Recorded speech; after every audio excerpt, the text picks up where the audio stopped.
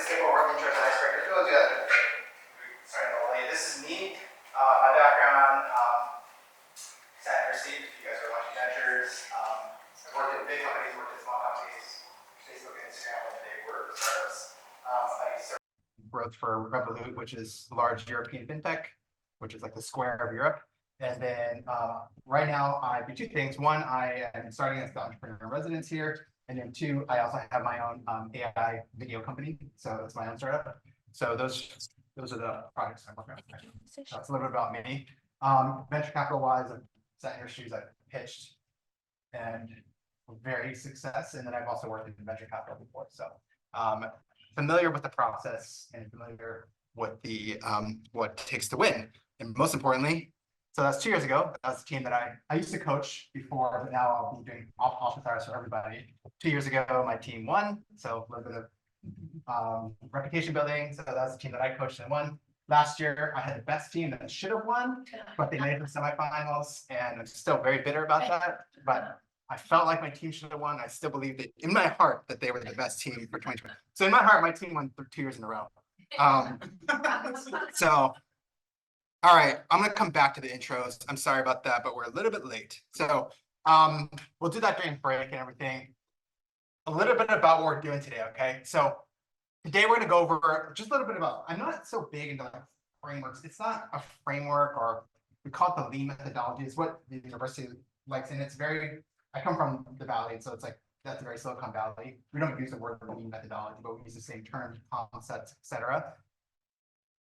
It's one way to think about it, right? I'm not saying this is the only way. I'm not saying that you always have to have this framework. It's a nice way to structure your ideas, and I'll be very frank about why it's good and why it's bad, right? Then we're going to work together, brainstorm a business. It's easiest if we do this together, right? So we're going to brainstorm a very basic business together. We're going to go through all the parts of the lean methodology that will help you go to round one of the venture competition. Who is actually going to wants to enter? Wants to enter. Okay, more than half you want to enter. Okay, so that's kind of my goal, is to get you ready for that, right? And so some of the concepts will not be on that list of deliverables, but I believe them to be important to get you to that list of deliverables, right? Then there's, here's the concepts. I try to work in breaks. I also worked in some work time, so we can start to work on some of our own ideas, and we might have to bleed into that time a little bit. And then, so there's this whole like 2-hour block of work time, lunch, and then reviewing some of your work, but that we might cut into a little bit. And then, so before lunch, it's really about like knowing your customers, like what are we trying to achieve, what's going on, what's our focus for our business. And then after lunch, we're going to talk more about feasibility. And that's the kind of the way I like about it. It's more like discovery and then feasibility. That's the way I like to think about it. Okay. Questions, comments before we start? I'm trying to jump right in, but I want to make sure that we have plenty of time. Oh, yes, sorry. You can turn the pod if you want to.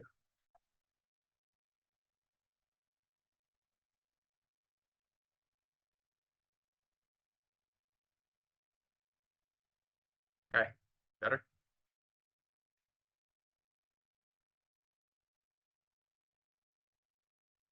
That good?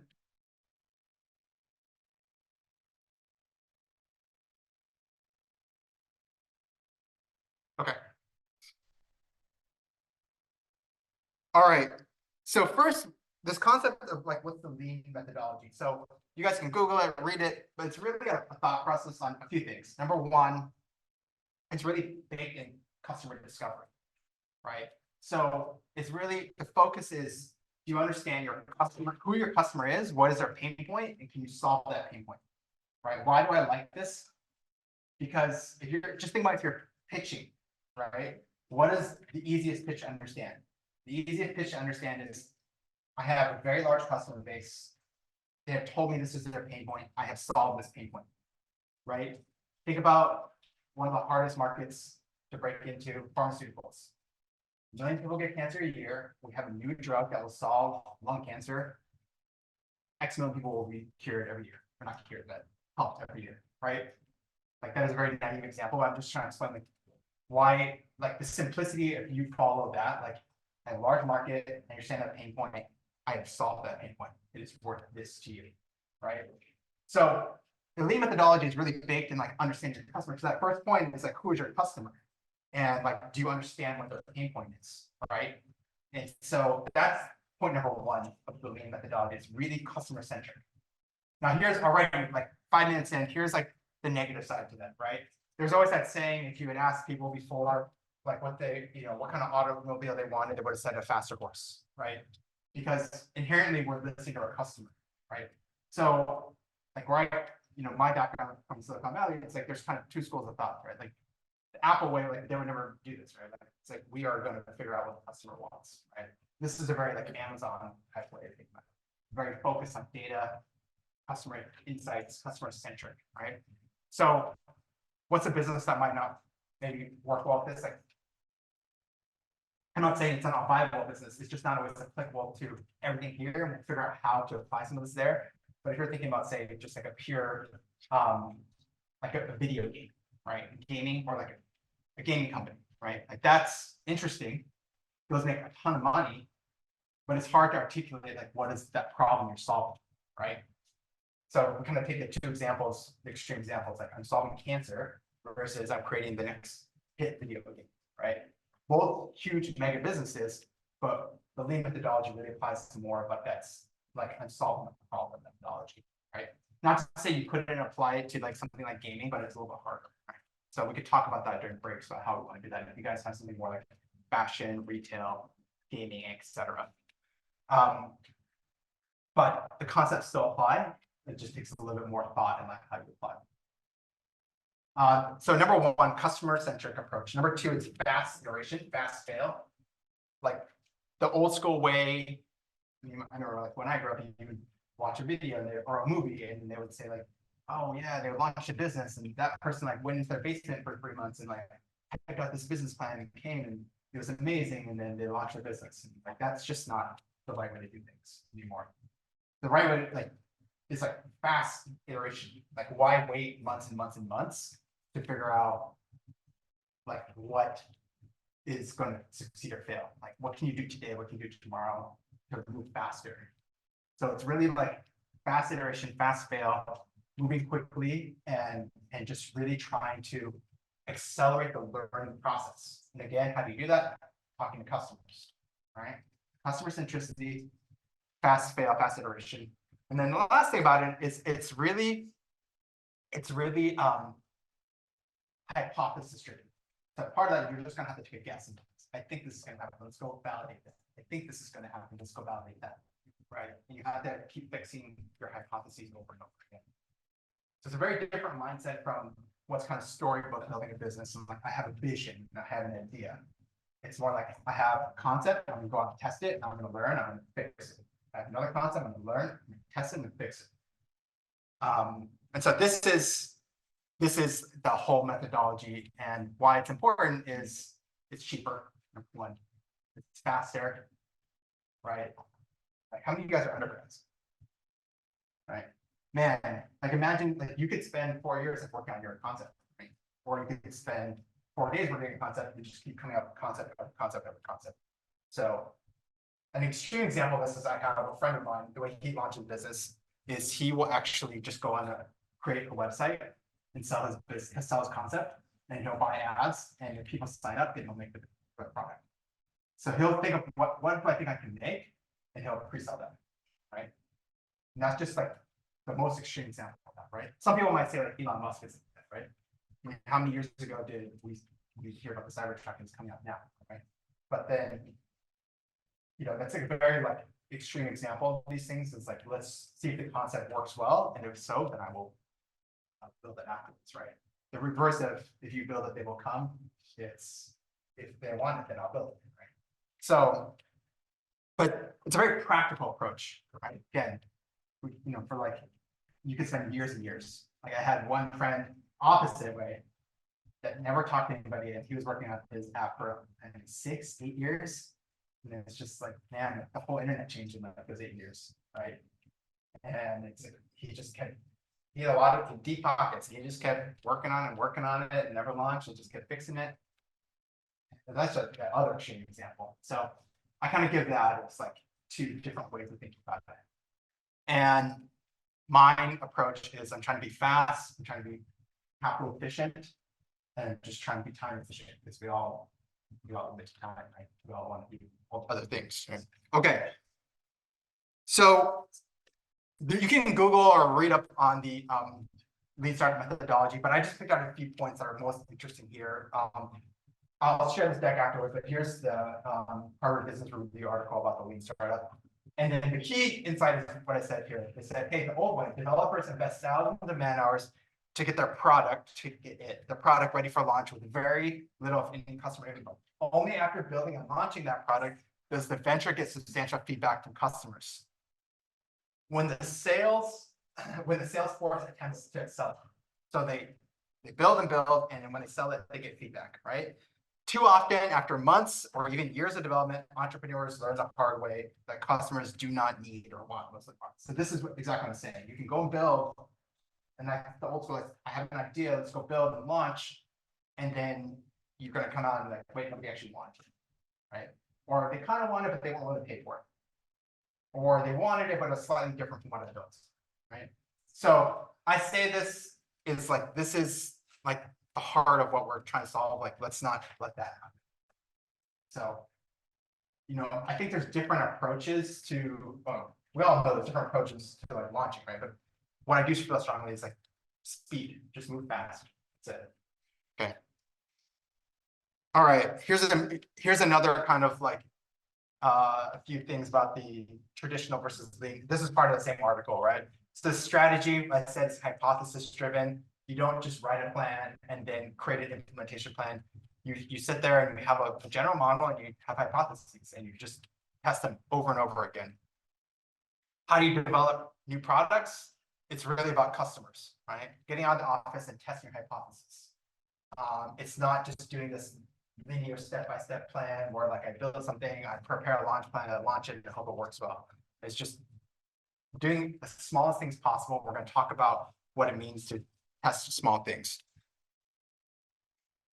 And then failure is expected. It's learning. You fix and you iterate. Failure is how you get better. And speed. Speed is what I'm talking about. So you might say like all this stuff maybe is somewhat applicable, 100% applicable, not applicable to your type of business. Fine, that's fair. But I do feel like speed is important, right? I just don't want anybody wasting time for like years and years working on something when they can test and get out there quickly. All right. So that's the overall concept. Any questions? Okay. We're going to get into like the parts of the business plan and everything, but it's important to set that mindset because I think I just want everyone to understand like what the mindset is coming in so we're not confused when we get into like 3 hours in about like how we're thinking about creating your pitch. All right, so don't listen from me. This is Brian Chesky. Anybody know who Brian Chesky is? Airbnb CEO, right? Founder and CEO. All right, so one of the greatest like entrepreneurs of our time, launch a huge company. Let's hear what he says about this, right? To the letter. We literally commuted to New York from Mountain View. So we would be in Wycombe Air for was it Tuesday night dinners? And then how do I get the sound going again? Output is on Samsung.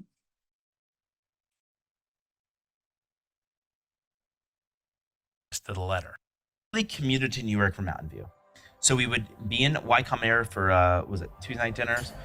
And then Wednesday, Joe and I would go to New York.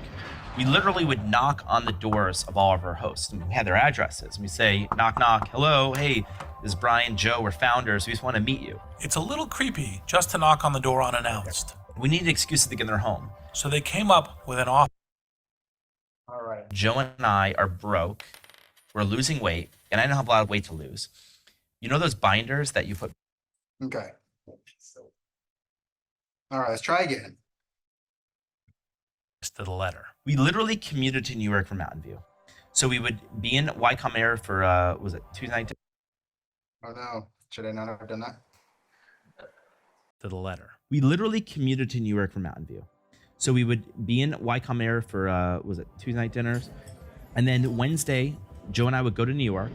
We literally would knock on the doors of all of our hosts. And we had their addresses. And we say, knock, knock, hello, hey, this is Brian, Joe, we're founders. We just want to meet you. It's a little creepy just to knock on the door unannounced. We needed excuses to get in their home. So they came up with an offer that the host couldn't refuse. We'd send a professional photographer to your home and photograph your home. Of course, we didn't have any money and we couldn't employ photographers. So Joe and I, we'd show up at their door and they're like, wow, this company's pretty small. These home visits became Airbnb's secret weapon. It's how they learned what people loved. It's really hard to get even 10 people to love anything, but it's not hard if you spend a ton of time with them. So if I want to make something amazing, I just spend time with you. And I'm like, well, what if I did this? What if I did this? What if I did this? From those questions, a handcrafted experience is born. We'd find out, hey, I don't feel comfortable with a guest. I don't know who they are. Well, what if we added profiles? Great. Well, what do you want in your profile? Well, I want a photo. Great. What else? I want to know where they work, where they went to school. Okay. So you add that stuff. And then you literally start designing touch point by touch point.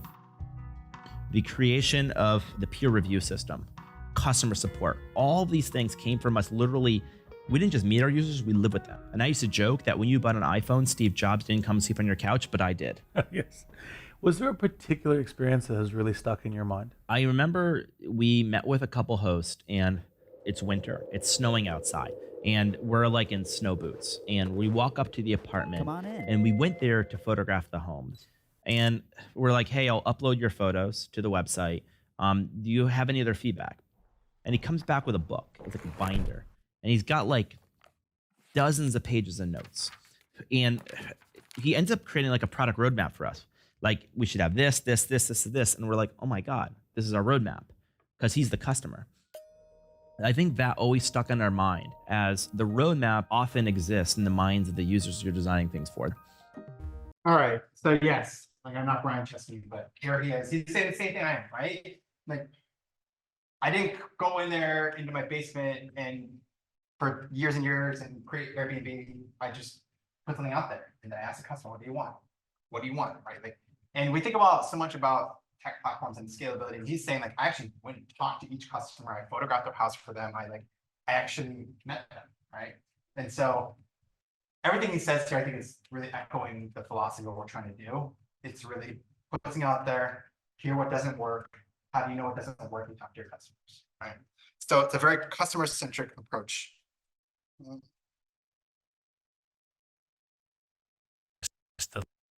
Okay. So the other thing is part of the lean methodology is the tool we use called the business model canvas. I've got it linked and I've got it in, I'll share a drive with you guys afterwards. But it's just a list of things you think about, right? What we're going to focus on today is really like who are our customers and what is their value proposition. The value proposition is what value do you deliver to your customer? Again, what's their pain point? What do they want? Or like, what are they trying to, maybe they don't have pain point, what are they trying to achieve? Like we call it pains and gains, right? Like what is the pain that you're trying to solve or what is the gain that you're trying to get to them? How do you know that? You talk to them, right? So it's really the heart of the whole process of like understanding your customers and what is their pain point. Then we can get into like, well, how much does it cost? What's their revenue, etc. Right? Okay. Let's see, where are we? All right, let's brainstorm a business. All right, let's brainstorm a business. All right, we're gonna get started. Here's my simple. I'm gonna create the simplest business just because it's easier for us to. It's not the most venture scalable business, all right? I'm not trying to say that, but what's your favorite food? Anybody? Favorite Hawaiian food? Poi. Let's go. Tacos. Poi. Okay, poi. We're just going poi only. All right, let's do it. A poi restaurant. Do you think you could do a poi restaurant? Why not? All right, we're gonna do a poi restaurant. Okay.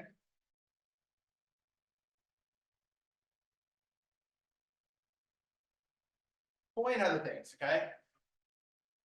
All right.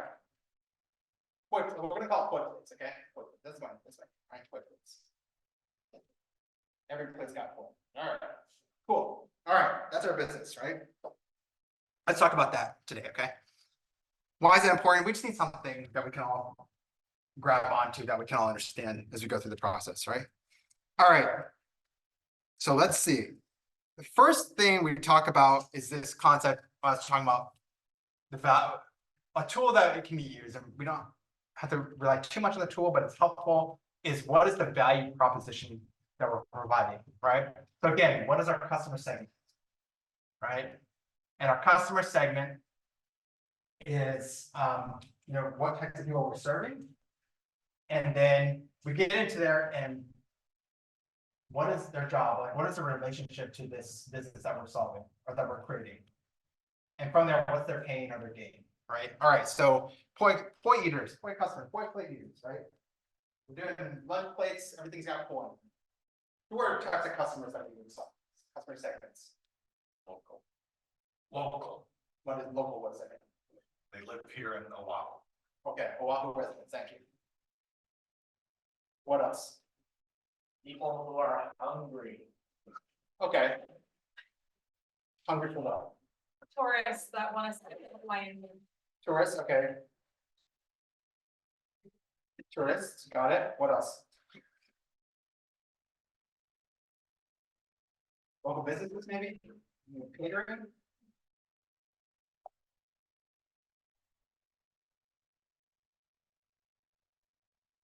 Okay, anything else? Other segments? All right. Come back to the pains and the gains in a bit, right?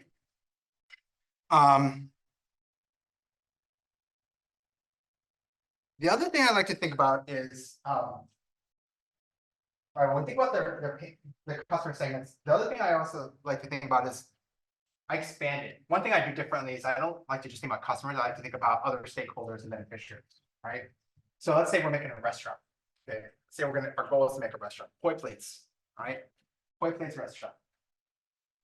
Okay, so Poi Plates restaurant.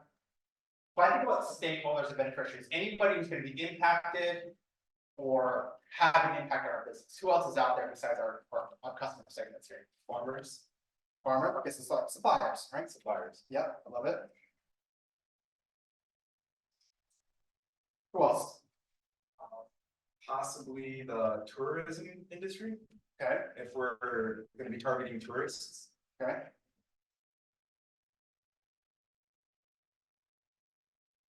Who else is in our value chain that might be impacted or impact us, right? Competition.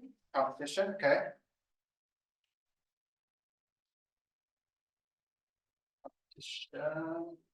Or a landlord, right? We're gonna rent space, rent a restaurant. Employees. Employees, yep.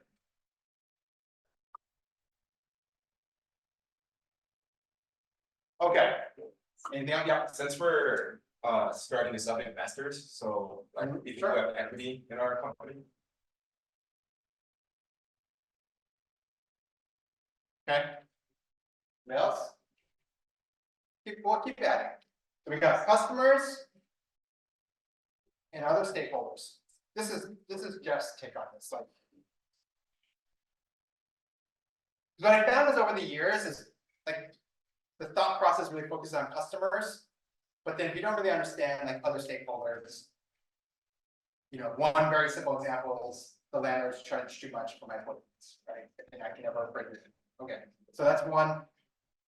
There's no suppliers, there's no farmers that can supply the amount of poi that I need, right? So, my point being, I like to expand and think about customers and other stakeholders as we go through this process. Okay. All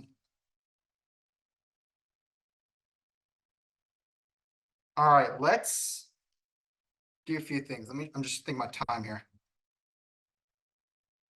Okay. All right, let's go through the exercise. All right.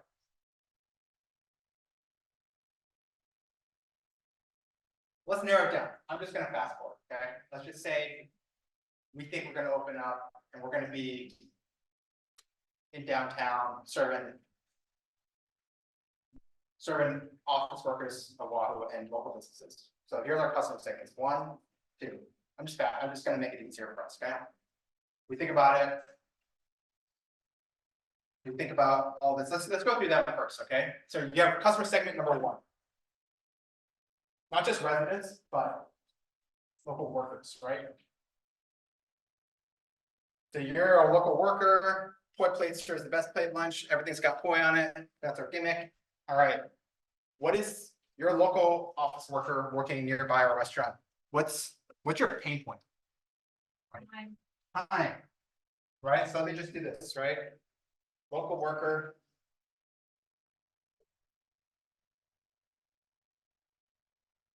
Time, right there, boom. What else? Location. Time and location. Okay, Price. cost, price. You want an affordable lunch quickly, right? Anything else? Like a healthy lunch. Healthy. Okay, anything else? Peer influence, like where everyone goes for lunch. Mm-hmm. Okay. Okay, all right. Let's think about it. Okay, our other customer segment here, right? Our local businesses. All right, we cater to. What are their pain points? Gotta have mass appeal. Mass appeal, love it.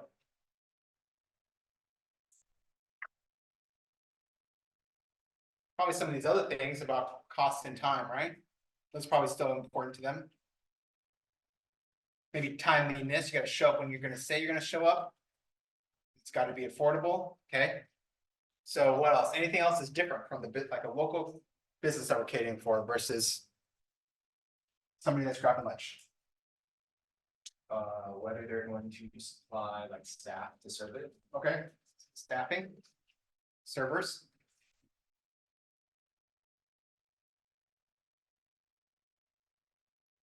Okay, anything else? I think a local business might like to support another local business doing good in the community. Yeah, So so kind of you're the also flow of all the things. moving towards like, there's not just pains, but there's also this concept of like a gain, right? Like you might have a pain point, but you might also be seeking something. I also want to, I need it fast and affordable. I also want to support local, right? So support local.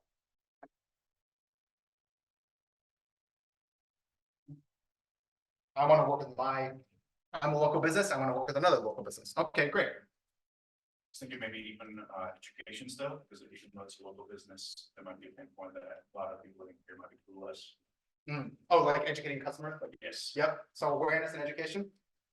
Yep, okay. Yep, okay. All right.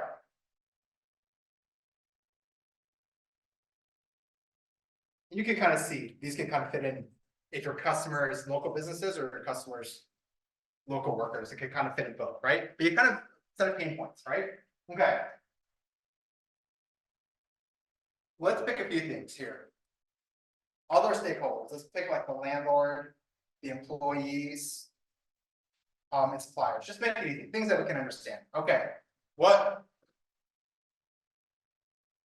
All right, the landlord, what does the landlord care about?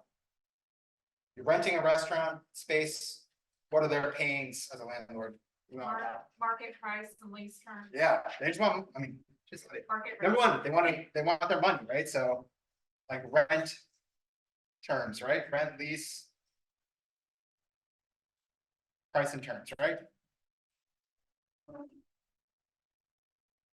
Again, go back to my example. Why do I bring in other stakeholders? Why have I changed this? Because you can sit here and focus on like we got the best. We're pricing it at $9.99 and it's going out the door and we're doing party platters for $29 and then it's like, oh my rent is $30,000 a month. It's like, okay, well, all right, boom. For number one, very naive example. I get it. Like, I'm not trying to say this is applicable to everybody or it's like insightful, but it's a simple example to show like we got to think beyond just the customer, right? Okay, number one, the landlord's like, I got my rent, my lease, I can make some money, right? Okay, what else might the landlord care about? Stability. Stability, yeah. Yeah. Um.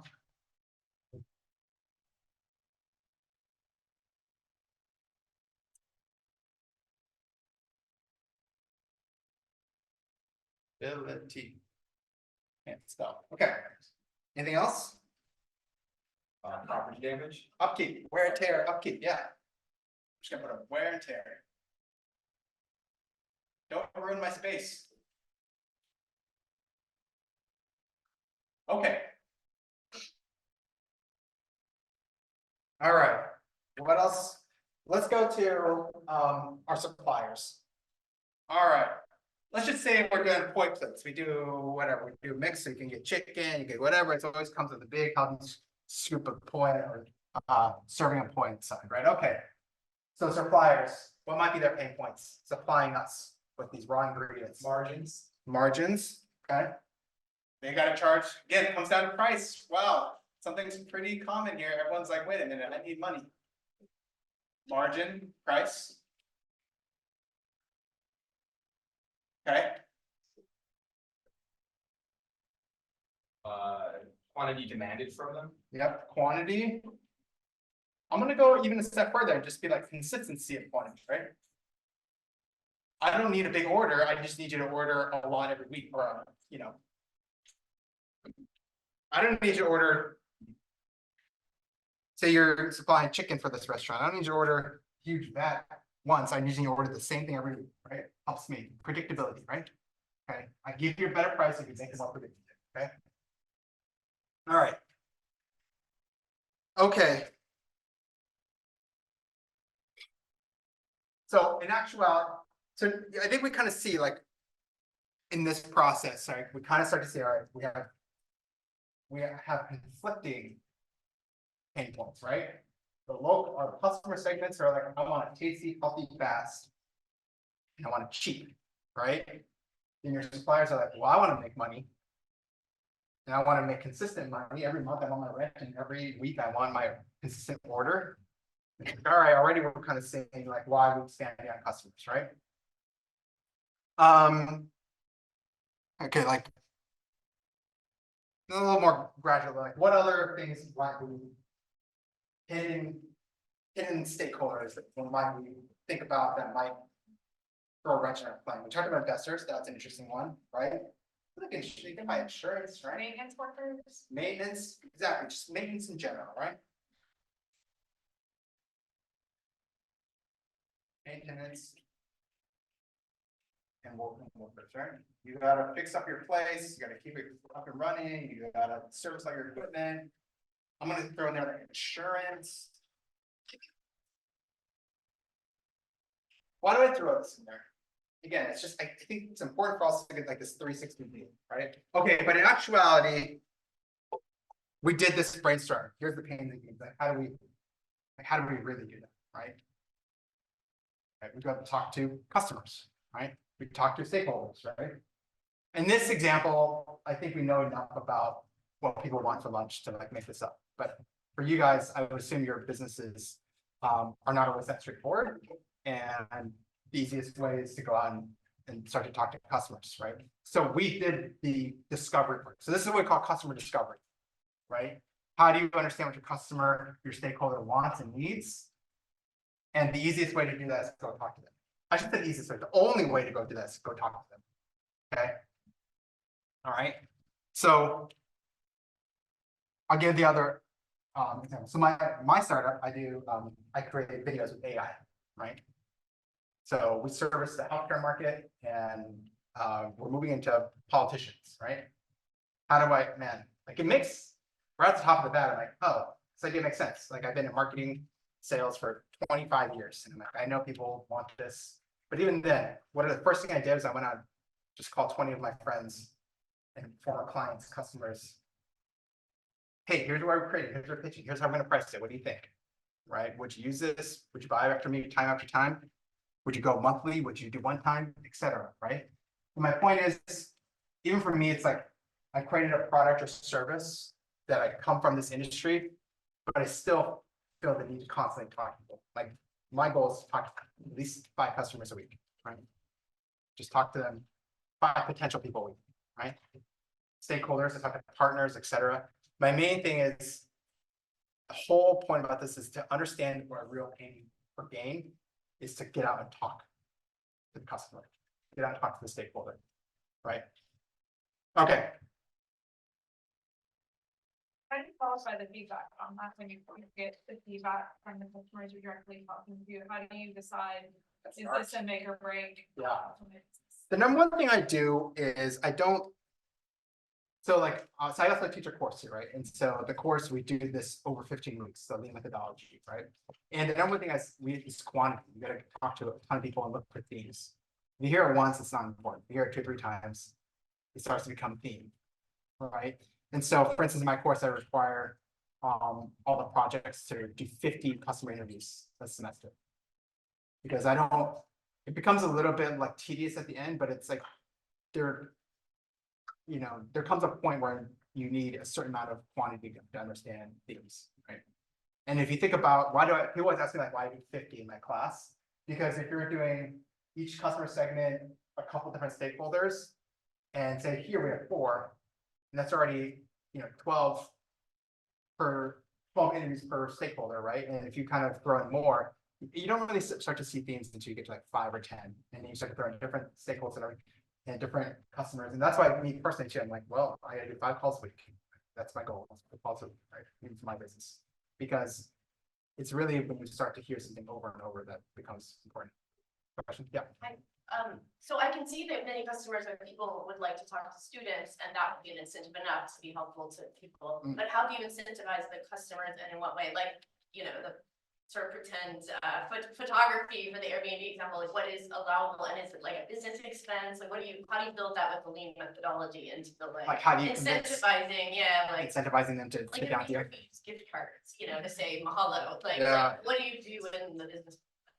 I do personally, there's no right answer. I mean, the Airbnb example is I think very extreme, like you're delivering value. But the core concept is delivering some value back to them. The other tactic I tend to use is a lot of hey, I'm not pitching you, right? Like I just want feedback. I think if you're very clear on a pitch meeting versus I want some feedback, people are way more receptive. Like it's relationships. Yeah. And then the one thing I always do at the end of, I always recommend, we're going to talk about it, is I actually create like an interview guide. Okay, here's all the questions I'm going to ask. And my last question is like, hey, could you recommend me to 2 or 3 more people? Like, would you mind if I name dropped you? Would you mind if you send the email for me, right? So like warm intros, I'm not pitching, I'm investigating. And I think it also depends, right? Like for you guys, if you're actually the #1 tool, I would say, if you guys are working for ventures for the venture competition, it's like, I'm a student, I'm a researcher. Like if you're actually working on venture competitions, you pull the university card, that's the best card ever, right? People never turn down students or researchers. Yeah. I can confirm that. Yeah. Like I was trying to start, I want to sell software to hotels for whatever reason. That was a good idea. So I was like interviewing hotel managers in Waikiki. And the best successful approach was, hi, I'm a student at UH. I'm trying to understand the hotel industry. Can I have 5 minutes of your time? Totally. And that got me the most conversations. So afterwards, I got a few templates on here on outreach. And then for any of you guys, my first line is I'm a student or I'm a researcher at UH. If you affiliate yourself in that way, it helps a lot. Other questions? When it comes to the competition, how would you approach that when you're saying that you're interviewing and you're studying, all these stakeholders? You do want to look at what's working well, or emulate them maybe in a way, but then you also don't pay attention to them too much, and obviously people talk to them about ERDS. So how do you approach that? I'll answer a question and I'll give a broader answer. My answer to that is really interviewing customers and asking them their experience with competitors.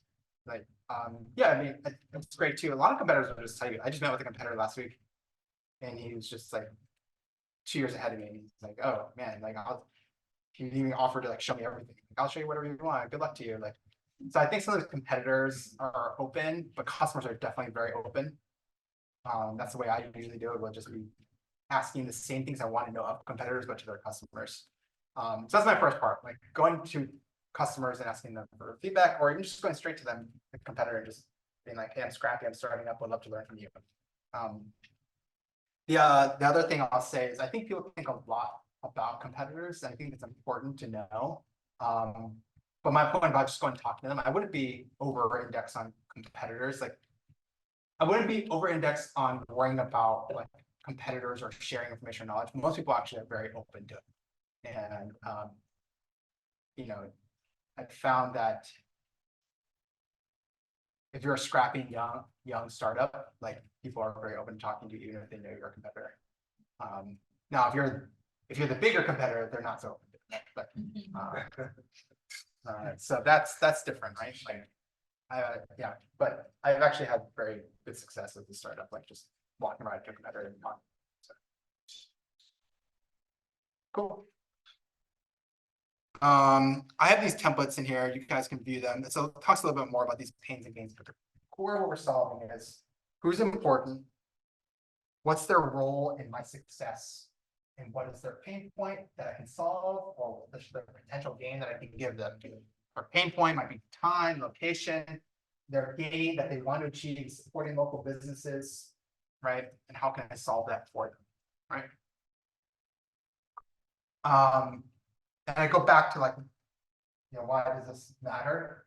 Again, if we're pitching, and I am kind of over next on the pitch, right? Because that's part of today's session, right? If you're pitching, it's the most clear story is I have a large customer segment. I've talked to a lot of them. I know their pain point, and I have a solution to their pain point. And so everybody I coach, I try to, can you create that linear path?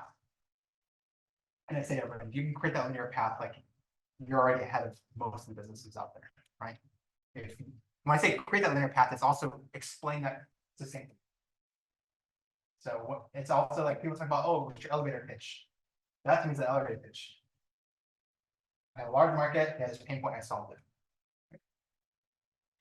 There's a reason why it works. It's very clear, right? And again, we go out, I oversimplified because we did our customer research right here, right? We did our customer research right here, but really like the only way is to go out and talk to customers and stakeholders. The last thing I'll say is people I think are also always kind of, oh, I'll go run a survey. This is one thing I would always caution too, especially if you're doing something where you know a mass group of people about surveys do not work. Surveys do not work until you are later on. Because what you're trying to uncover is something that was surprising to you, right? You're not trying to validate yet, right? We're really here, we're starting. If you want to learn something that was surprising to you, you can only do that by talking to somebody, right? So for instance, students in my class, we always go through and we launch 3 products a semester, right? And we always record and listen to interviews. And inevitably, the interviewee will say something surprising within like 5 or 10 minutes in. Oh yeah, I don't think your problem is a problem at all. Like, let me explain to you. But that would have never come down a survey, because your survey would say, here's my problem, rank order the solutions. Tell me your feedback about why this is a problem, right? But when you get in and it's just like, hey, I'm talking about play plates, what's your thoughts, right? Already right there, it's like, they'll start to open up, right? So surveys are good later on when you've got some information you're trying to validate, you're trying to move maybe beyond the demo and MVP stage into like scaling up. But for early like getting started, I do not recommend surveys. Nothing beats customer discussions, okay? All right. I'm going to show one more. So if you don't believe me, everyone knows who this is, right? Right, the man, I think he's the greatest entrepreneur of all time, Jeff Bezos. But I believe that if you can focus obsessively enough on customer experience, selection, ease of use, low prices, more information to make purchase decisions with, if you can give customers all that, plus great customer service, and with our toys and electronics, we have a 30-day return policy. If you can do all of that, then I think you have a good chance, and that's what we're trying to do. You're not really a pure internet company anymore either, are you? I mean, you've got millions of square feet now of real estate. You've got a growing, huge and growing inventory of items that you keep in stock. We do whatever. And you've got thousands and thousands of employees now. Yeah, we have over 3,000 employees and over 4 million square feet of distribution center space. And those are things I'm very, very proud of, because with that distribution center space and half a dozen distribution centers around the country, it allows us to get product close to customers so that we can ship it to customers in a very timely way, which improves customer service levels. That's what we're about. If there's one thing Amazon.com is about, it's obsessive attention to the customer experience, end to end. And that's what those distribution centers are. But you're not a pure internet play. It doesn't matter to me whether we're a pure internet play. What matters to me is do we provide the best customer service. Internet, schminternet, that doesn't matter. Well, but it does matter to your investors to know whether they're investing in a company that No, they should be investing in a company that obsesses over customer experience. In the long term, there is never any misalignment between customer interests and shareholder interests. Well, that's the same argument that somebody at Walmart would make as well, wouldn't they? I don't see why not. I think they should make that argument. So it's a correct argument. Okay, so you'll open as many square feet of space, physical space, as you have to, hire as many employees as you have to service customers, absolutely. And we'll do it as rapidly as we can. That's a very... This is crazy, right? 1999. If you guys anybody know Amazon employees right now? Like, if you go to them and you ask any Amazon employee, what is your number one value? They'll say customer centricity. Like, it's like ingrained in their soul. And I've known people that have worked everything from delivery to senior engineers working on like AWS. They all customer centricity. Customer is the best. Customer knows what's right. So it's not, again, it's not just me. It's crazy to think, like, here he's talking about, like, we don't just do books, we also do toys and electronics. And then now Amazon obviously does, like, I don't know what they don't do, right? Like, they're getting everything from health insurance to ads and everything, right? So, but his number one thing is like customer centricity over and over and over again, right? And I just think it's crazy. You think about it, like, so most of you are too young, but like that time, I remember it was, the big thing was, are you a real business or are you an internet business? And he was just like, why does it matter? It's so crazy to think about but back then it was really like, are you a real business or an internet business, right? And he was like, we're just a business and we're just here to make money and do what the customer wants, right? And it's 1999, right? Now, like, in our day and age, like 25 years later, he's still saying the same thing, and Amazon still does the same thing. And it's, so I bring that up again. So now we have kind of two like super famous entrepreneurs saying the exact same thing I'm talking about here. It's like, let's just talk to customers, all right? How do you know what to build? How do you know what your business is? How do you know what to create next? Talk to your customers. So that's the heart of the lesson today. So we'll take a break. What we're going to do after this is talk a little bit more about, like, okay, you talk to your customers. Now what do you know? Then we're going to get into actually, like, all right, what does it mean to talk to customers? Like, let's work on who are our customers and what are we going to ask them, right? We're going to spend a little time working on some tools and talking about that. And then after lunch, we'll talk about, all right, we know who our customers are. We did some research. Now, how do we know if it's feasible? Okay. All right. All right. All right. Because it started late, I didn't do intros and stuff. We're going to do that right before we go to lunch. So we talk about, like, what are you working on? Do you want to share an idea? Do you want to network here? So I know I skipped over that, but I didn't want to, like, spend the first 90 minutes just prepping everything. So we will spend some time right before lunch to do that. All right. Who knows what an MVP is? Couple people, okay. All right. So the MVP is a minimum. So let me step back.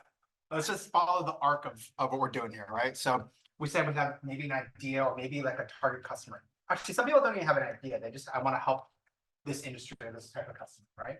So then you have an idea or target customer. We said, all right, let's do some discovery, right? Who are all the customers and stakeholders? Let's go interview them. We kind of know what their pain points are, what they want to achieve, how we can build something that will solve their problem, and build something that will, like, meet the needs of all, like, the stakeholders together, right? And then question is, like, what are we actually creating, right? And so I go back to the concept of lean And we're not creating a business, we're not creating a product. So let's just say you're building an app, right? The next iteration is not to build the end product. The next iteration after you understand what you're building is to build an MVP, minimum viable product, right? And the reason why that term is so important is because it's truly minimum, right? So if you think about, let's think about our naive example, right? So our example is that we're making poi plates, poi plates restaurant, right? What's the minimum product we need to test our concept of poi plates, right? Best plate plate with lunch. Say it again. A hot plate with poi. Hot plate poi. Where though? Where? Oh, like location. Yeah, or like who are we giving it to? Where are we getting feedback? You're on the right track. Do it at Jared's window. You can do it anywhere, right? Could be in your kitchen, you invite your neighbors over, right? Right, you have a concept. Our concept is we got the best plate lunch. It always comes with the healthiest scoop of poi. Great. Love my concept. Come to my kitchen and try it out. Great. What's next? You can open up a pop-up. You can open up a food truck. You can rent space, right? The whole point is not to be like, oh, let's open up this giant restaurant and hope that it works. It's what can we do to test our concept, right? So one truly minimum is I just shared it with my neighborhood. If people open up my stall in my front yard and people bought it, great. I did it 2 weeks in a row and 10 people came back the next week and bought it again. Awesome. You know, your stuff works, right? Great. I sold 20 plates on one Saturday, the next Saturday, nobody came back. Probably your concept doesn't work, right? Okay. Why is that important? Because you want feedback, right? So we tried to do feedback step one. We talked to our customers, our stakeholders, people that we're working with, got their input, right? What's your pain point? What if I did this something? What would you feel if I created XYZ product to solve your pain point? Great, you got input. Okay, let's test it now, right? What's true input? I put it out there and I saw if you bought it or not, right? In my instance, it's not just did you buy it, but did you come back and buy it again, right? Yes. Yeah, all your neighbors will buy it because they love you and you're the neighbor. Well, they're gonna come back next week and buy it again, right?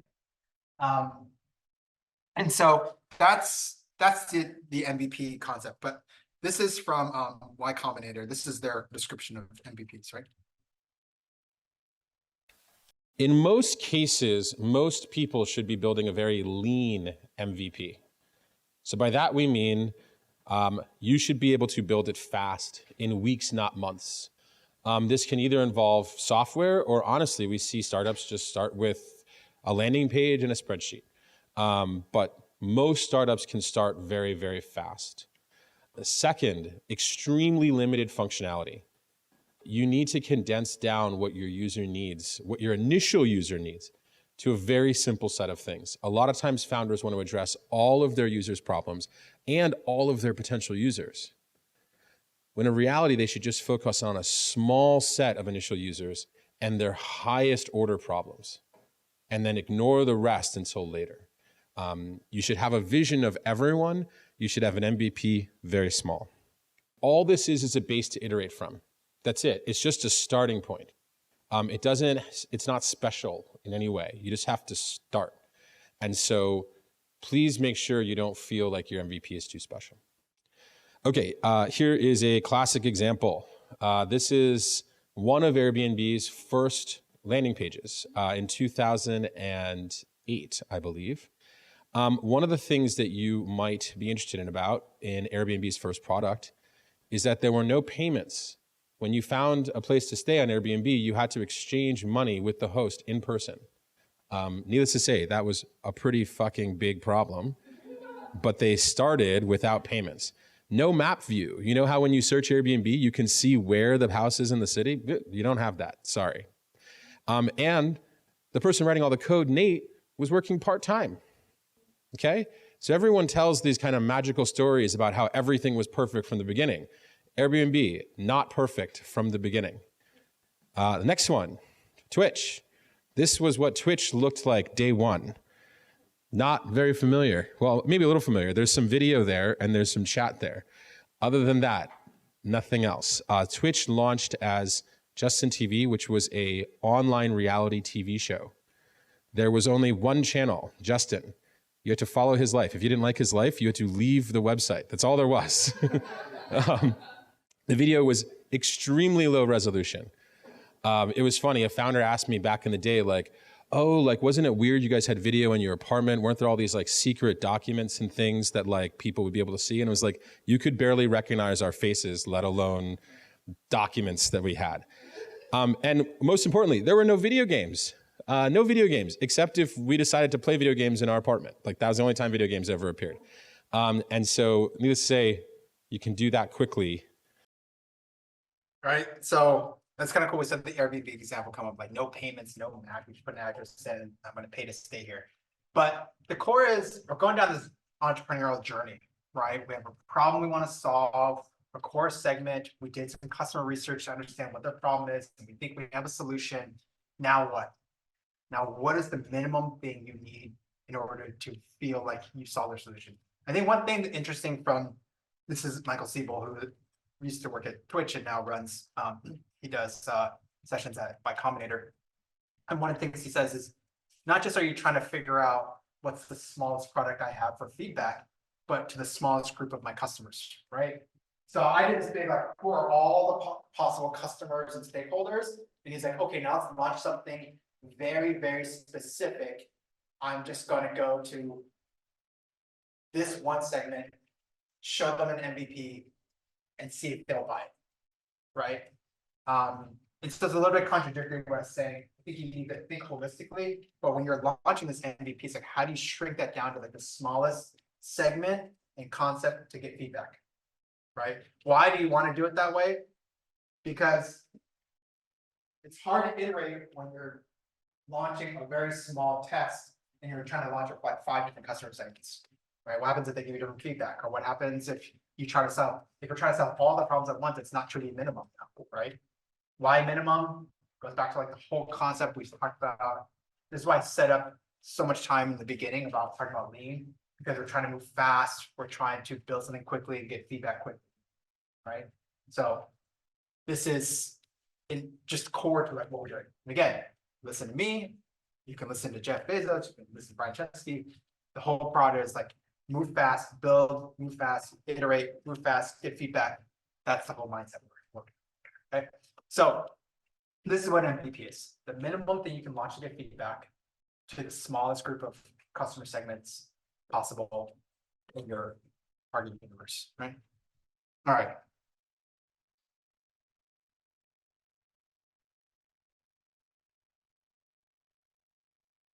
Here's Michael again.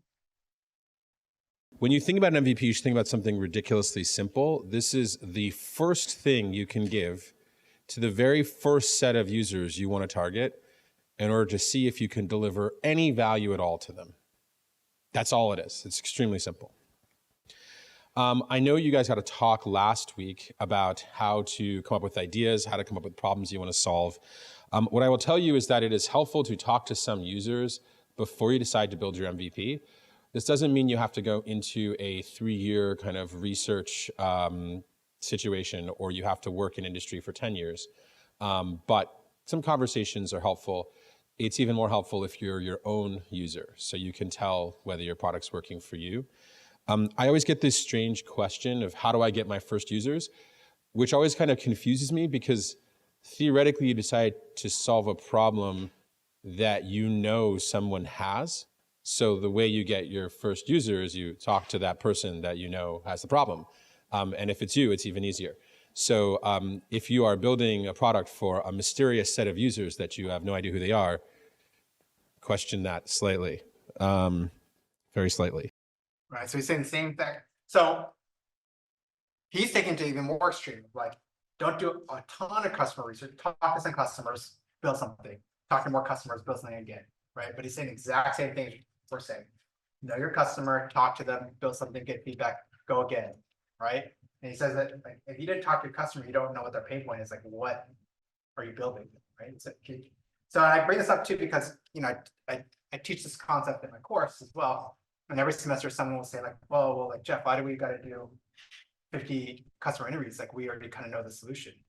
So how did you know the solution? That's amazing that you magically put yourself into the customer's shoes and understood their pain point and developed a solution for them when you had no concept of this problem 3 weeks ago, right? So that's what I'm saying. It's like, it's so important, get feedback and keep building and getting more and more feedback. Right? Okay. When you think Okay, I'm gonna pause there before we get to this next one. Any questions about what an MVP is?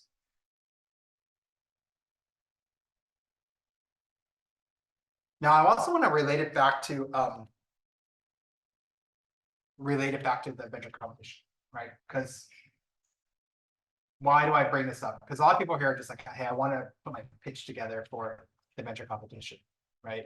And you might say like, well, Jeff, you're talking about building a business. I'm just talking about pitching, right? But I don't think they're linear. I don't think it's like pitch, get money, build, right? I will say, just, well, maybe Addie and the team should just not listen to this. The winning teams, usually if you have something built, it's a little more convincing. It's a little bit of a cheat code, right? And I think people get too hung up on, oh, I can't build anything because it's going to take me like 6 months to build that. No, it doesn't take 6 months to build that, right? Go back to the extreme example I had. I have my friend that doesn't build anything. He just builds a landing page, describes the product, and gets signups. And if you like it, then he'll go build it, right?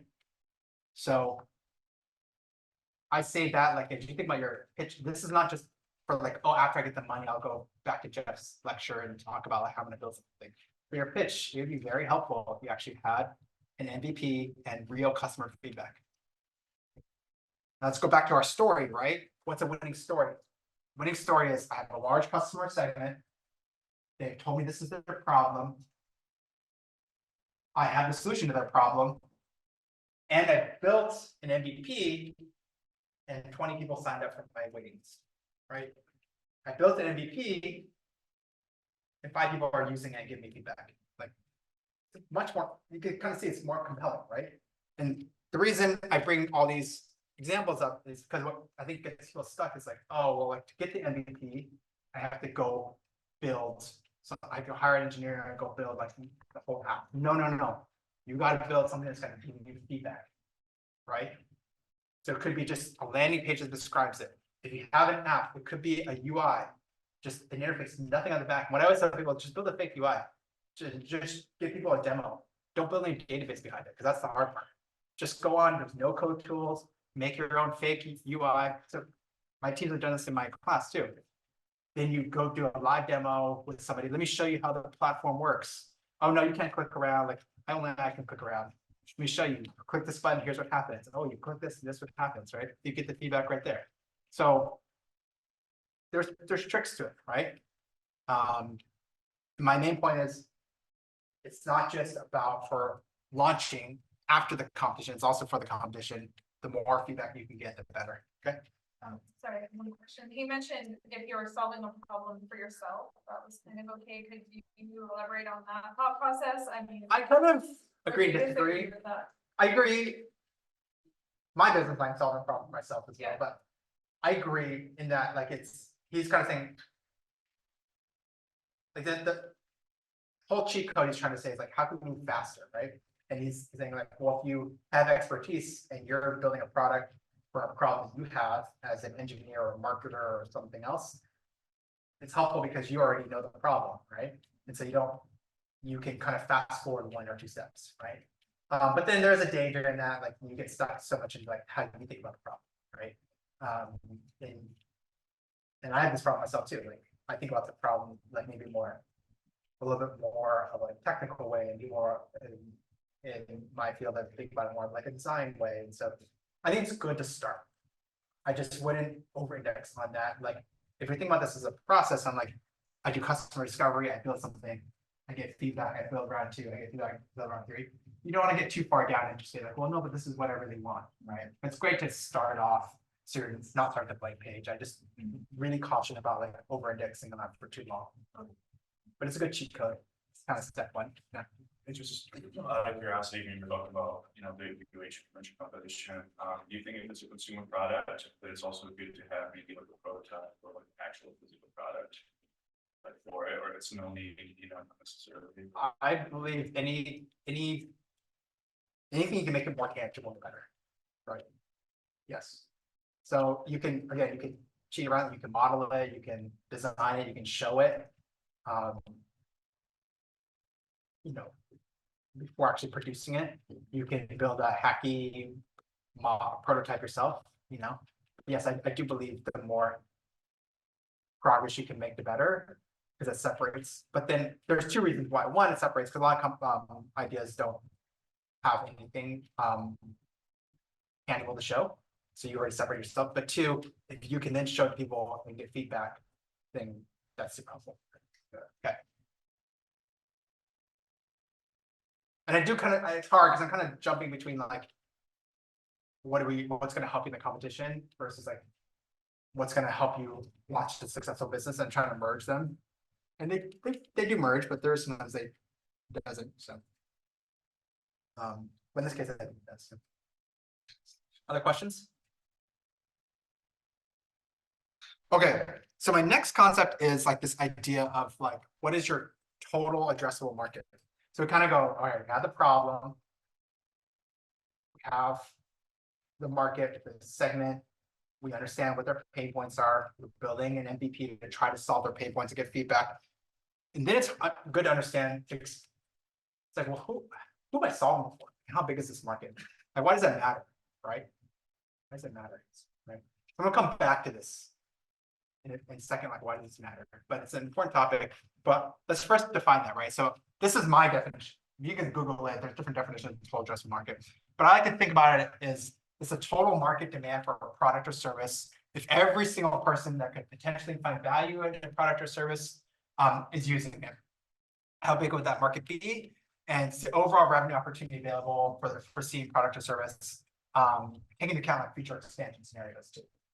Inherently here, it's the word I should probably use for like a specific product or service. Like let's talk about that quickly, right? So go back to point plates.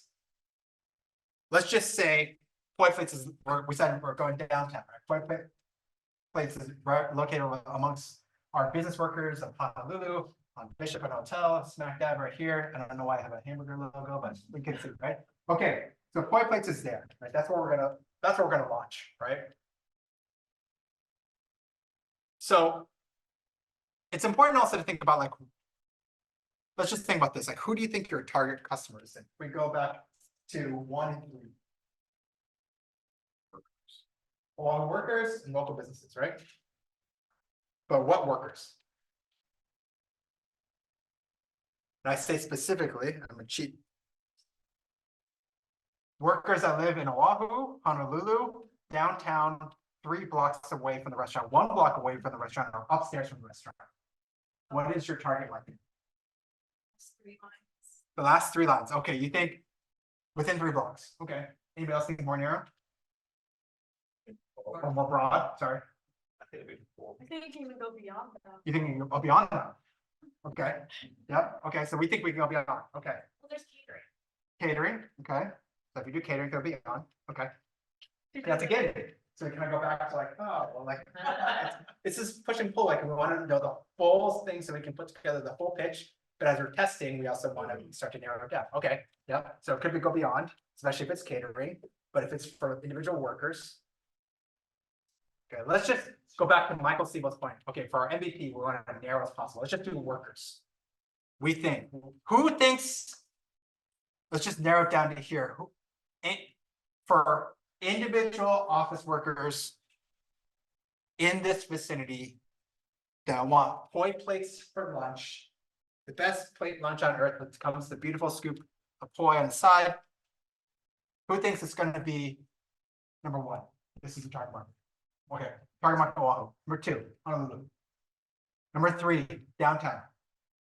Okay, 1, 2, 3, 4. Number 4, 3 blocks away.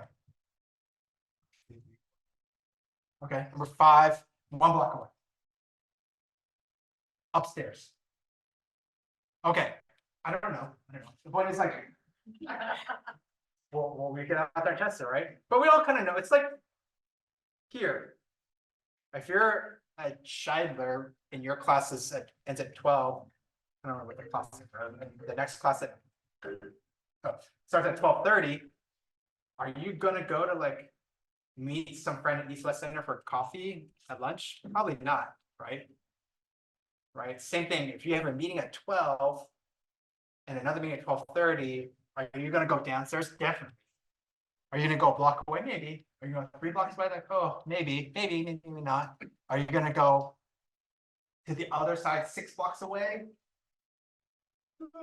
Maybe crossing a major intersection and waiting at the red light. I don't know, maybe. Yeah. How do you differentiate TAM versus SOM then? Because the last word sounds more like. Yeah, and I simplified here. I really simplified just, I forget, in the venture competition, is the requirement to talk about different markets, or is it just the I total? mean, I feel like it's not just for startups, like you have TAM, like now people are even doing PAM, like that's like potential addressable market. Yeah, I mean, And that goes into like. I would say this, I would say the most basic concept is TAM.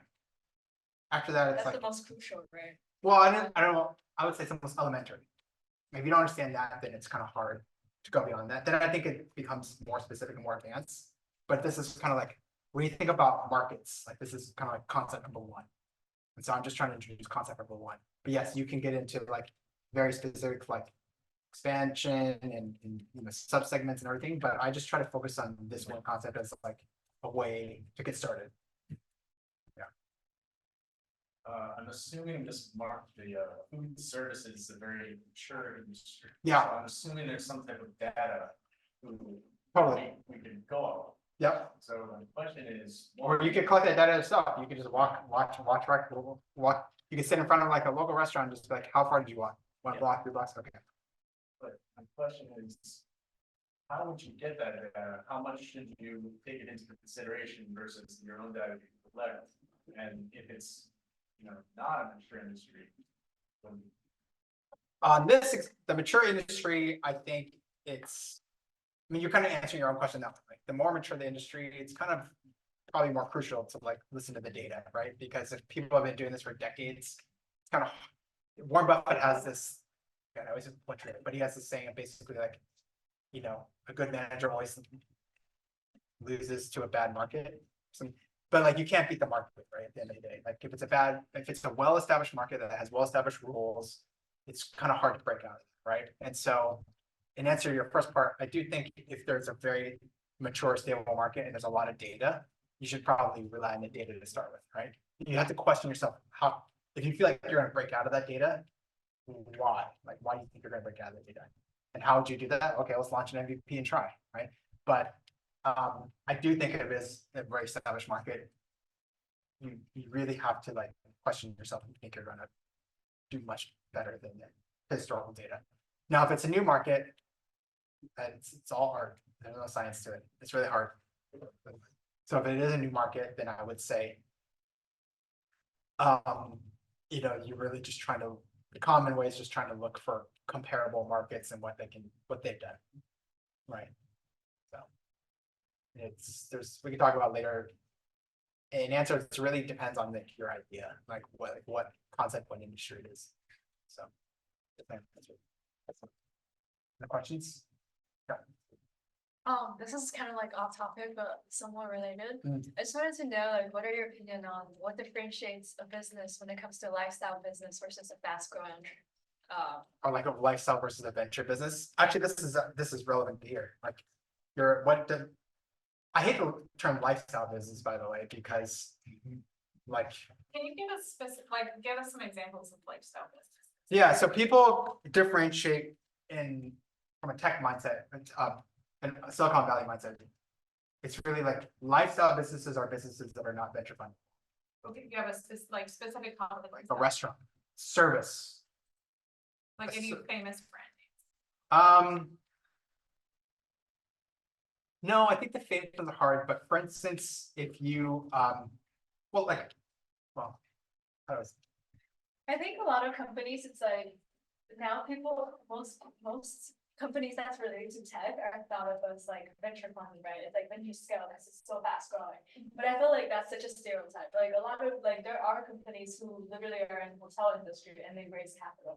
Like it's just like as long as you can, like it depends on how big of your market is. That's why I feel like Tam and Tom and people are if you have a big total addressable market and you have that like space for growth, then you can go that far. That's my understanding. But I don't know if that's I think it's in the market what people are really differentiated is, are you venture fundable? And usually venture fundable means it's more technology based and like more human based is less venture fundable, right? So for instance, if you had a service business that requires labor, traditionally that's not like venture fundable, and that is considered more of a lifestyle business. I hate that term lifestyle. It's considered more like a cash flow business, right? So how about like Lululemon, for example, the leggings and all that stuff? What category would they go in? Do they have venture money? I don't know. Oh, they definitely had a ton before. But something like that for retail, it depends. If you are your own brand and your own product, then it's traditionally more venture funding because you can scale. Like the thing is like, can you scale more than 1-for-1? Like the key. Like, can you scale infinitely? And so somebody like Lulu could because they can have an online store, right? But if you are, for instance, a store that sells Lulu, not traditionally venture fundable because you're selling somebody else's product and your only way to expand is to hire another store and to hire another set of workers, right? And so like really the differentiation is like your ability to expand, not 1-for-1 with labor, right? So point plates, if we were doing online orders only, ghost kitchens, maybe venture fundable, right? Setting up a brick and mortar shop downtown, that's more of a lifestyle business, right? Non-venture fundable. I say traditionally, right? Because there's definitely like a large class of venture angel investors that are looking for more. Because, well, we can get into this at the lunch if you want to talk about it, but like venture funding also, people realize that you miss out on a lot of good businesses because it could be something that's very sustainable, but doesn't have like the infinite growth, right? And so there's other classes of investors that are looking for more lifestyle businesses to invest in.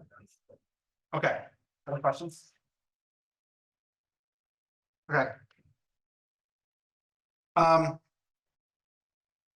So one more concept before we're gonna do one more concept and then we're gonna talk just a little more about what you guys are working on and then break for lunch. Okay.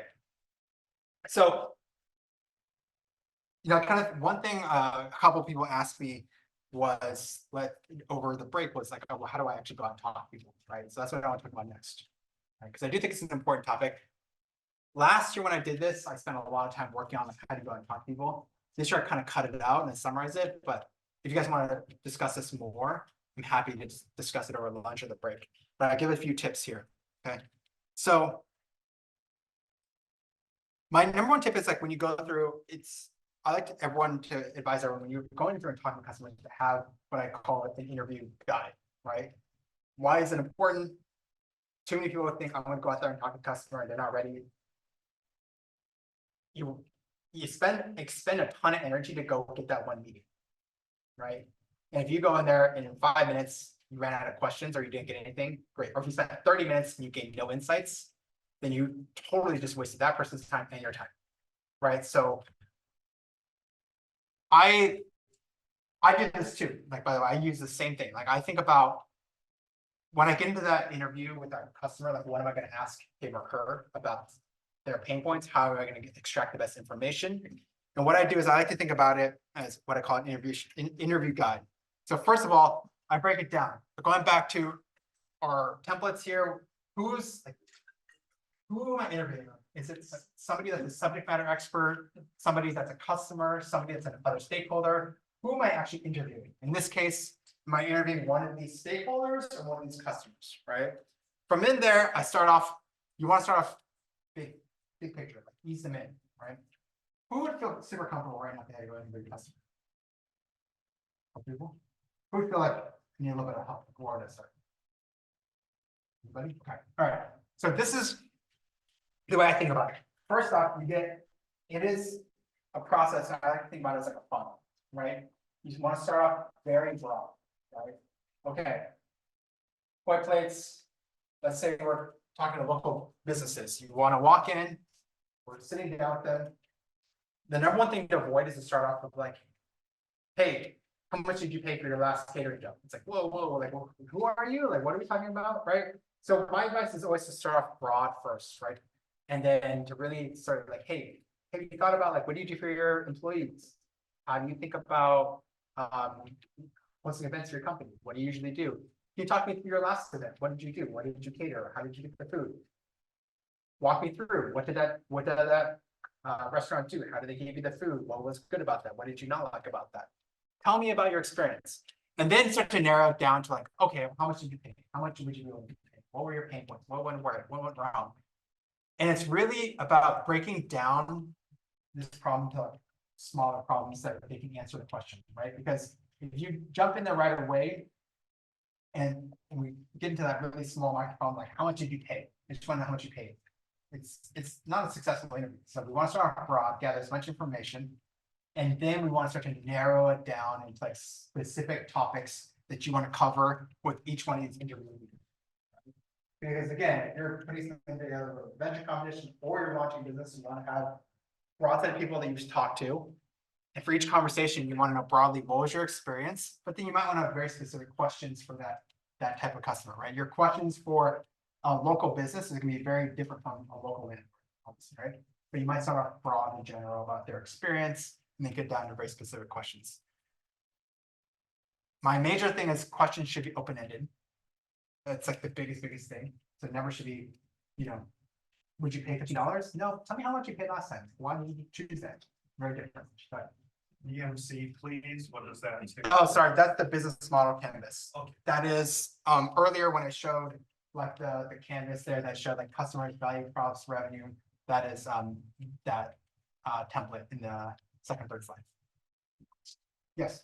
When it comes to open-ended questions, how do you not overwhelm your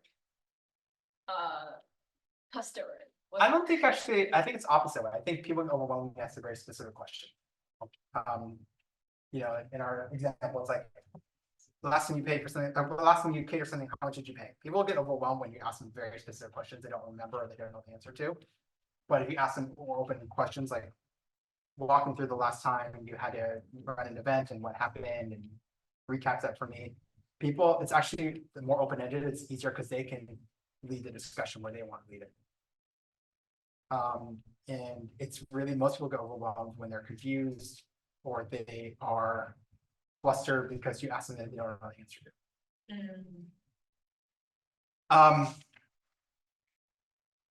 So, okay, going back to, I like to think about a funnel. Number one, broad open-ended questions, getting down to narrow. Number two, you have to be very specific on the different types of interviewees as you prepare for each type of interviewee. And then the last thing I'll say is you also have to have a great structure around it. So I always like to start off with like, did you practice your intro? Who are you and what are you trying to achieve in this interview? And the last thing you should always ask is, do you introduce me to a lot of customers that I can talk with? 3 of your peers, other customers, etc. So this is like a broad framework. I've actually got it laid out here in examples if you guys want to see, and I'll send this around to everybody afterwards. So these are from my course, other people that have done interviews and how they've structured their interviews from like broad questions, specific questions, role specific. This one was for helicopter safety. We're building a product to make helicopter safer for landings in the Army. And so then they talked about like very broad set of specific questions. Then they got into actual questions by role. Then they got into questions that they thought were important about education or like management. So it's easier to work on. So we're gonna spend a little time over lunch working on that, thinking through that.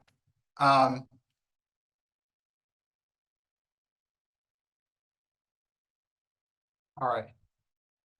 So let's do this. Oh, and then there was another question on well, how do you reach somebody, right? And look, if you're building something for an industry you know, obviously you can interview people you know. if you're building something for an industry that's pretty accessible, like local residents in downtown, you can just go knock on doors. Or there's always the standard cold call outreach. Here is my standard template that I give to everybody. If people are like, well, how do I reach out to people? There's nothing like a good old cold call. I mean, now we can do it all electronically. You don't even have to cold call people. It's all email, right? But my standard structure is if you're reaching out to somebody on LinkedIn or email, I follow this all the time. I have all my students in my course do it. It's paragraph 1, simple, warm, gritty, quickly instill trust. So what's the best way to instill trust? If you were referred by somebody, I was referred by Jeff, he said to call you. Can you also, he's CC'd, can you just respond to me, please? The second way, having a UH researcher doing some research, would you be willing to give me 30 minutes of your time? Right, this is the hook right away. Simple, warm, gritty, but immediately instilling trust. Right, or else no one's going to read further. Brief context, 1 sentence. I'm doing research on the local restaurant industry in downtown. No more, because really, most people only read these 2 or 3 sentences, right? Be kind, instill trust, give 1 sentence of context. Then, if they really want to read more, then it's paragraph 2. Okay, specifically, I'm thinking about, I have a new concept. I'm looking for advice from local leaders like yourself. Can you give me 30 minutes of your time on Zoom next week? Follow up with the thank you and the next steps. Thank you. If I don't hear from you, I'm going to continue to get 5 more times. So please respond, right? I give this because some people like, if you're totally comfortable with cold calling, great. But if not, this is a very standard template to follow. Okay. So why do I give that? Again, so previously when I taught this, I spent a lot of time with these tools. I don't know if people, I think, want a little more of the concepts and not so much of the tools, but I think it's important, right? Because at the end of the day, not just trying to say like, hey, do some customer research, but if you want to get down to specifics of the customer research, here's some tools on how to reach out, how to structure an interview. Okay. Good. Yeah, here. All right. Sit over here, sit up, coachy. All right. So Bessie, right? Bessie's got going to be our first, what do we call it? Bootcamp business. Okay. So do you want to share your concept or do you want to show the video first? I'll share the concept briefly. So, and this is the first time I've pitched like as part of a group, so bear with me. I've been developing an app since last summer with a low-code application using Flutter Flow. So if you guys are trying to develop something fast, I think it's a really good technology. But when I started the app, I was actually just using the Meetup app. By show of hands, how many of you have used the Meetup app? Maybe half in here. Okay, so that means room for growth and customers that haven't been reached yet, which is good. I don't know, I got locked out of my account and I was frustrated and I started thinking, I was like, I felt like the app was really dated. Upon further research, I realized they were started in like the year 2000, started as like web-based application, wasn't even mobile. So mine is going to be mobile first, and I probably won't even have much of a web presence. But I wanted to differentiate myself a little bit. It is for meeting both one-on-one and in groups with people in real life. The in real life part was really important because coming out of COVID, I felt like everything went virtual and we kind of all have just been spending way too much time on screens. So I wanted the app to be for meeting people locally in your area that have similar interests. And I also wanted it to be really focused on health and quality of life. So when I say quality of life, I mean physical, like fitness type of things, nutritional aspects, and mental, kind of psychosocial aspects. So there's going to be lots of different ways to connect with different groups on here or individuals one-on-one that maybe are going through similar life phases that you are going through. So in a way, it's hard to like break my target segments down a lot because there's so many like micro segments, if you will. So that's one of my challenges. Let's pause there. Yeah. So what do you guys think? What are target segments, or what could be one target segment? One target segment to start. She's talking about meetups, physical, real life, and plus virtual. Focus on health and wellness. Mental health or just health in general? Broadly. That will be in my stage 2 or 3. So Yeah. I'm not gonna pull it on there yet because it's gonna really complicate my app. I wanna just get something out there. All right. Thoughts? What could be a targeted micro segment you could start testing with and building from? Going back to our Michael Siegel interview, your MVP, you might have a broad list of segments, but you need somebody small and targeted to start with. Maybe like a single only people. Single people, Yes. great. Lonely, single people, okay. Single people of which demographic? Single in general? In America, worldwide? Maybe single in general that, are interested in these activities and that way. Single active people. That's interested. Okay, single active people, all right, that's one. International students. International students, that's a good one, okay. You're new. Here, foreign place, all right. Yep, caregivers, oh, that's interesting, okay. People that you share. But already we're kind of seeing like very completely non-overlapping segments, students, single people, caregivers. And this is why we kind of come back to again, like if we're building an MVP, we can't build an MVP for all of them, right? Okay. All right, let's keep going. So sorry, I didn't try your pitch. Yeah, so that was pretty much it. The name of the app is Eclipse. And yeah, so I originally started to focus on loneliness, and then I realized I don't want it to be like a depressing app where you like associate feeling lonely with it. I want you to associate feeling fun and inspired to do things and meet great people in the world and get out there. So that's why I was like, I think I'll change it more to quality of life. So that's my focus. All right. Should we show your clip? Sure. It's a little bit fast because this was like an Instagram, but this one really works. Sorry, we have to do. Oh, no, the volume.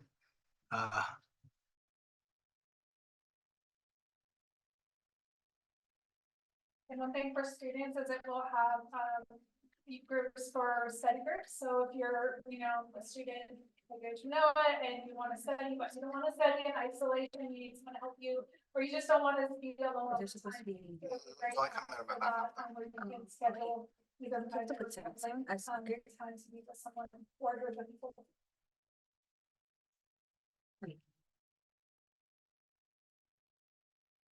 But I think the eggs out of this. And then.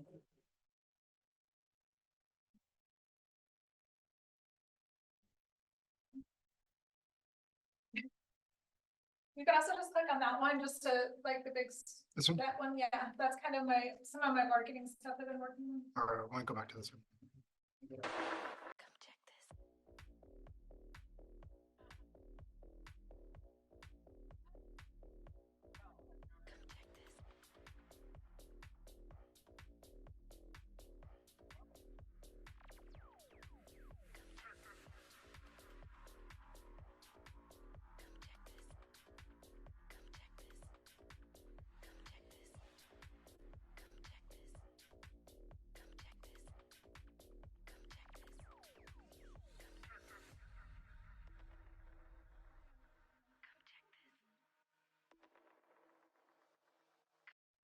All right, so we talked about different segments, right? You can kind of see she's got already some MVP starting to be built.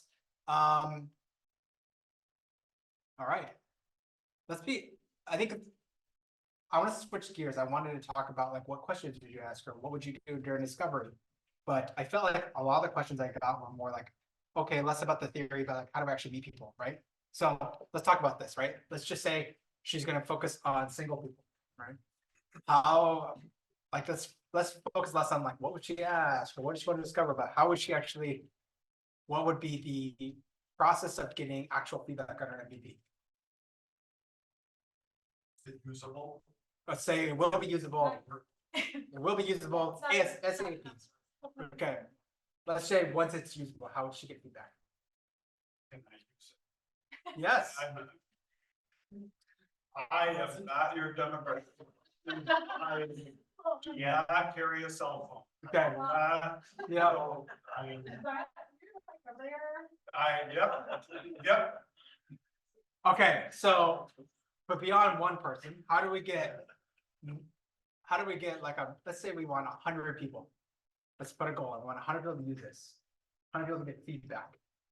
Interview them, right? I mean, is that what you're? How do we get them to how do we actually reach them to try and? I think first is identifying, like, how are you gonna identify who's single, right? That's my question for you.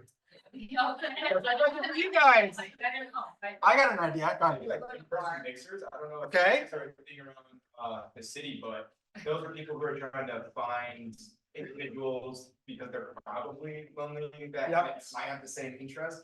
So your app would be like a good way to be able to transition them from doing stuff, going to like an in-person event and transitioning them to an app that can, then they can, you know, meet Yep. people that way. Like All right. Digital. Yeah, I was gonna say on social media nowadays, there's all Yep. kinds of groups, right? I'm sure. Yep. We're Talk not, about that. not that we also can go to Facebook. and Yep. see, hey, just moved to Hawaii or singles or Yep. whatever. It's gotta be some demographic that. Yep. interested maybe. Anyone without a lock in their bio, DM and say, here's. Yep. All right. We're talking about hacks, right? Already. Like this is a whole separate field, like growth hacks, right? But like we're talking about hacks to get people to start to seed your idea. It's a very common topic to call growth hacking, right? One of the most common ways is find similar groups, infiltrate that group, and then let them know about your product. It's very risky, not risky. It's very like easy to just get booted, but some people don't care about that. If you do that, my suggestion is find a similar group, provide some value, add value, be a real community member, and then say, and by the way, I have this app.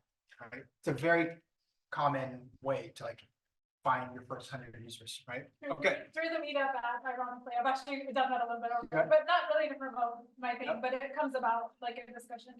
Perfect, right? I do enjoy the app. I just felt like it needed some upgrades. Well, and I think it's It has more some upgrades. general. Yours is Yeah. more specific. Yeah. Okay. So then, like the suggestion over here is similar, but finding similar groups in real life, right? And so it's the same concept, finding similar groups, trying to find a way to that group, and then to pitch your idea.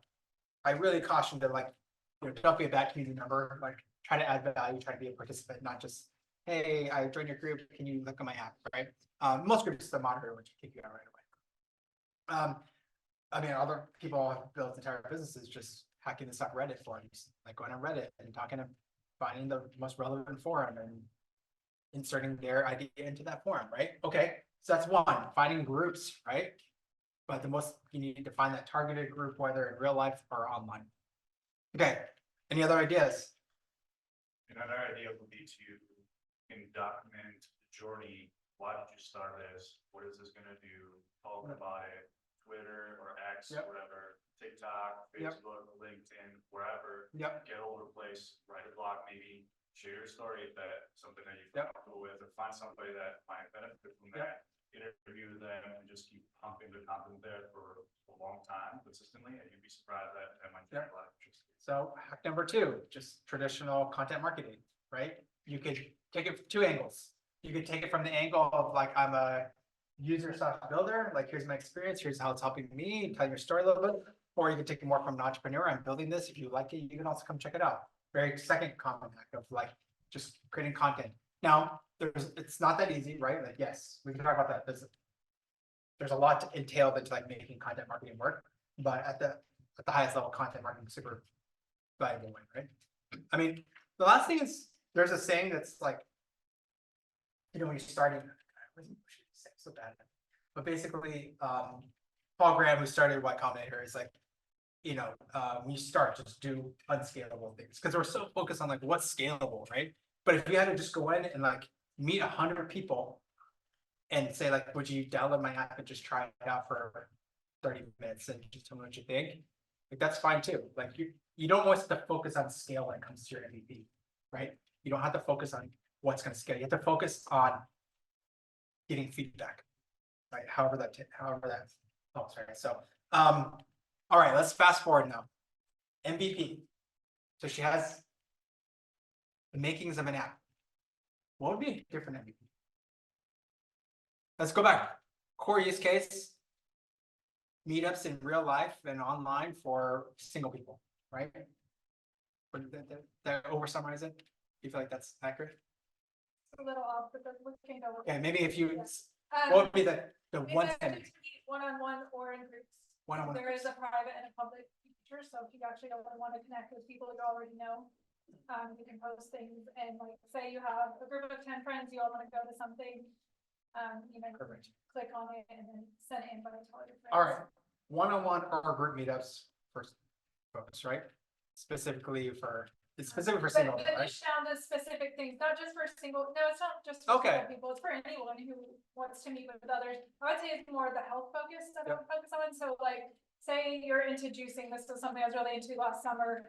Like, I'd love to meet other people that are also into juicing, we could go to a juice bar and hang out together, or go for a run, Great. whatever, kind of thing like that. One-on-one or group meetups in real life focus on health. Okay? She already, fast forward, she's creating her app. What's even smaller? Go back to our thing. What's the smallest thing you can build to validate your idea? What's even smaller than building the app? Like trying it on another platform, Yeah, because there are so many of them, and just see like do people actually want to meet up if they're given the option. If you open invitation, would people actually do that? yep. It sounds like she's kind of doing that using a meetup, right? So perfect, right? So the core, you kind of got to, what is the core customer in this case? Let's just say people that want to meet up in real life. What is the core value prop they're going to give them chances to meet up in one-on-one or group settings around health focused topics? Why do you need an app?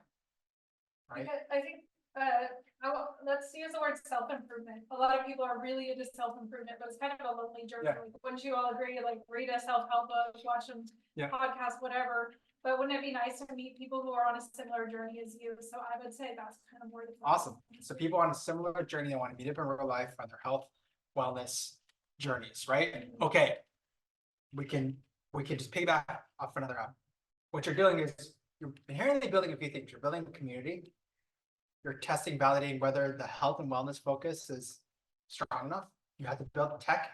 And so already we like strip the tech away. Let's just use some other platform. You can use a Facebook group. You can use Meetup. Sounds like you're doing that already, right? Let's just host group meetups around juicing, group meetups around weightlifting, whatever it is, and see if people do it, right? Because then you know that there's a demand and you can build, right? What else is even, could get even simpler? I don't know. I actually don't know the answer to that. So Is it enough, like, if there is a similar app to just say, well, we're doing it, so obviously there's a market demand, or do you really need to validate it yourself? yeah, Or- I would, no, you definitely need to validate yourself because the whole point is you feel like the meetup version of the world is not Yes. suiting your needs, right? Yeah. And so maybe it is, maybe who knows? But to do that, we have to start to validate, right?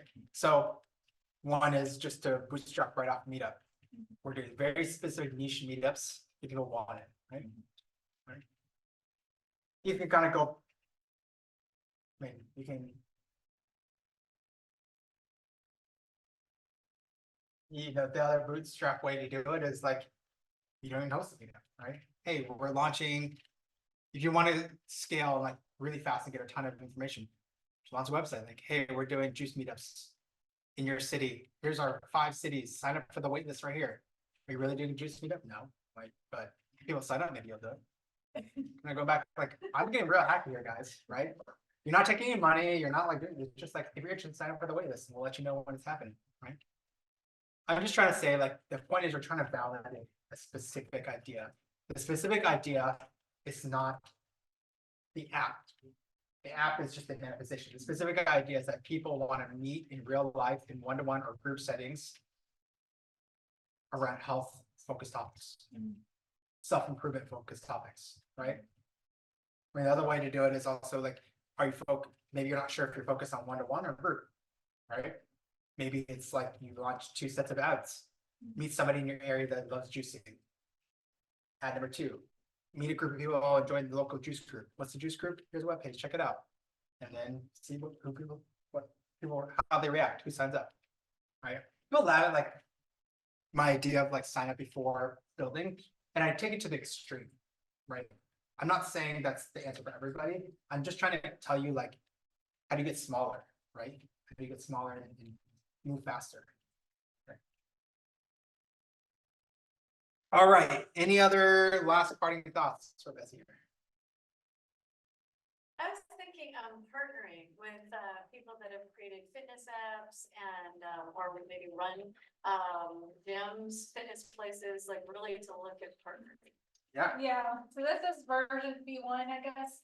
I'm gonna give all my thoughts away, I guess, but I do eventually want to have it be like a marketplace as well, where people will be able to offer services. So I'll give a very specific example. You can go to like join the surf group, for example, which is a lot of surfing here in Hawaii. My son's actually a surf instructor, so he could have a profile on there, have his rates listed and where he's available, and you could kind of book it directly through the app. You can do that for every single category within the app.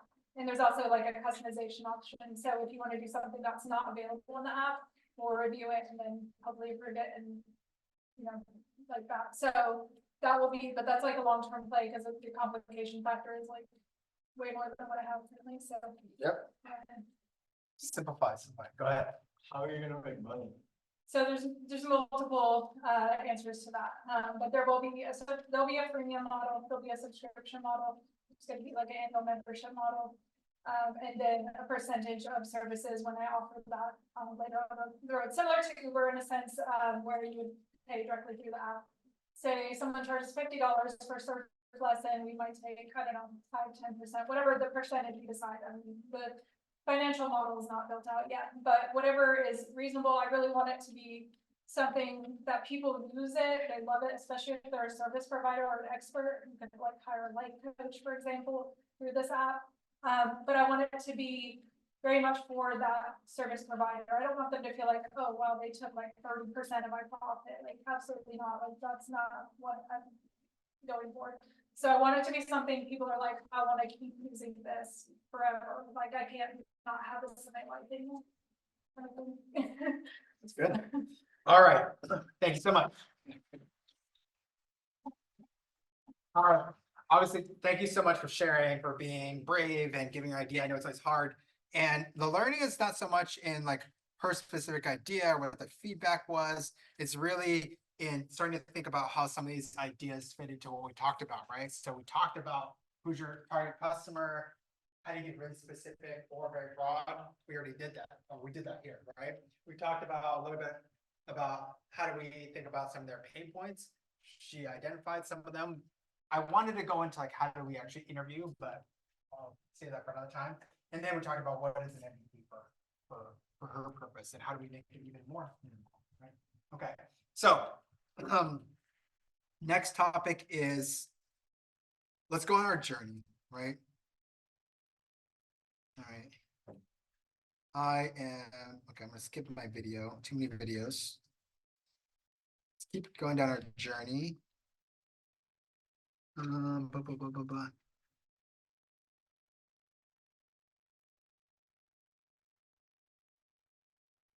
Okay. So when we did this, who's your customer? What is their problem you're trying to solve? What is their pain that you're trying to relieve? What is the MVP you can use to test that? And then the next part of the journey is great. So you put it on MVP, people give you feedback, you put it on next iteration. What is the goal, right? What you're searching for is this elusive concept called product market fit. Anybody know, you heard this topic, product market fit? Some people? Product market fit is, it's a squishy topic, right? But it's kind of that next hurdle, right? Hurdle number one was, do you know who your customer is? Hurdle number two is, do you know what you're building for them? Hurdle number three is, can you build an MVP? Hurdle number four is, can you actually iterate your MVP where you find that you actually had, more jargon, where it's traction, where you have something that people want, something that can scale. You're moving from beyond like a concept and a pain point you're solving to like, this works, okay? This works, I have product market fit, right? Okay, so if you go back to our lunch example, right? Point plates, we know we're serving downtown workers and residents, and you can go through that process, and at the end of the day, test one, we said MVP, let's do it in our kitchen right now. Let's get somebody here to try it out. Test number two, we do a pop-up, right? But how do you know when you're ready to really scale? How do you know when you're ready to invest? For them, it might be something as simple as like, we get repeat customers. right? We get regulars. Every day we see the same group of people come back, they love it. Awesome, right? Okay. For Bessie's example, maybe she gets those 100 users that she asked for. What would product market fit be for her? Revenue could be one. What's even before revenue? Users. Happy users. Happy users. How do you define happy users? Like raving to their friends, like, oh my gosh, you gotta get this out. What's a metric that defines happy users? They tell 10 friends. What's even easier than that? Constant use. Constant, who said that? Constant use, Don't tell repeat me. use. Did you use it weekly or monthly? That's the most common use metric in social apps. Monthly active users, daily active users, or whatever your time frame you believe to be accurate, right? Obviously, you're not Instagram, so you don't need daily active users, right? But you probably want them to be there every quarter, right? Repeat users, right? There's one. Product market fit. What is product market fit? Okay.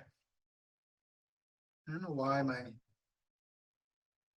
what is going on here? Why is my laptop not responding to me? All right, I don't know. We're gonna go out of present mode. Product market fit. To me, we understood our customer our beneficiary, or our stakeholders. We understood their pains and their gains. And what we figured out what we could do to provide value, and they validated that once we developed our MVP. So there's like, when we start to feel like we understood the problem, we have a solution, and there's this sync, right? And there is no magic like what is the exact definition, right? The two things I know for sure are, when you think product market fit, it's really like, it's a high hurdle, because it's traditionally you think about that as I'm moving beyond MVP and I'm really ready to invest in CMO, right? And so let's go back to Betsy. Let's say we had told her, we all decided actually 6 months ago, actually your MVP should be creating mini meetups using Facebook groups and seeing if you could form a community within building up, right?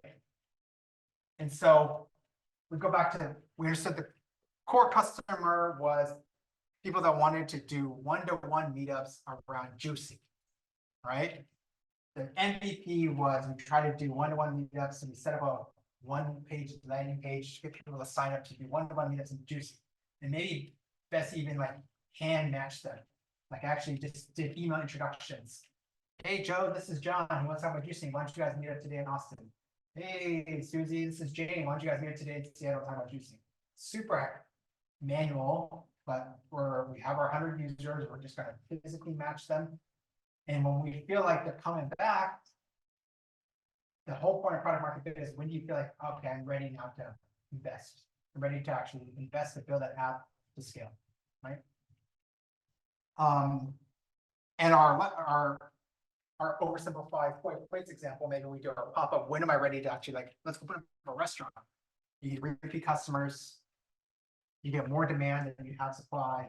There's so many different metrics to say what's product market fit. But the one thing I know is it's a high hurdle, because you're trying to say I'm moving beyond the MVP to like I'm actually building the final product and like the initial like beta, or I'm moving beyond something hacky like doing meetups myself to like actually building an app that is a form, right?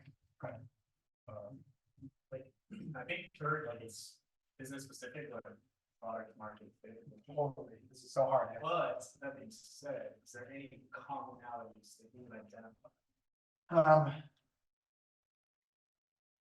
What's our commonality?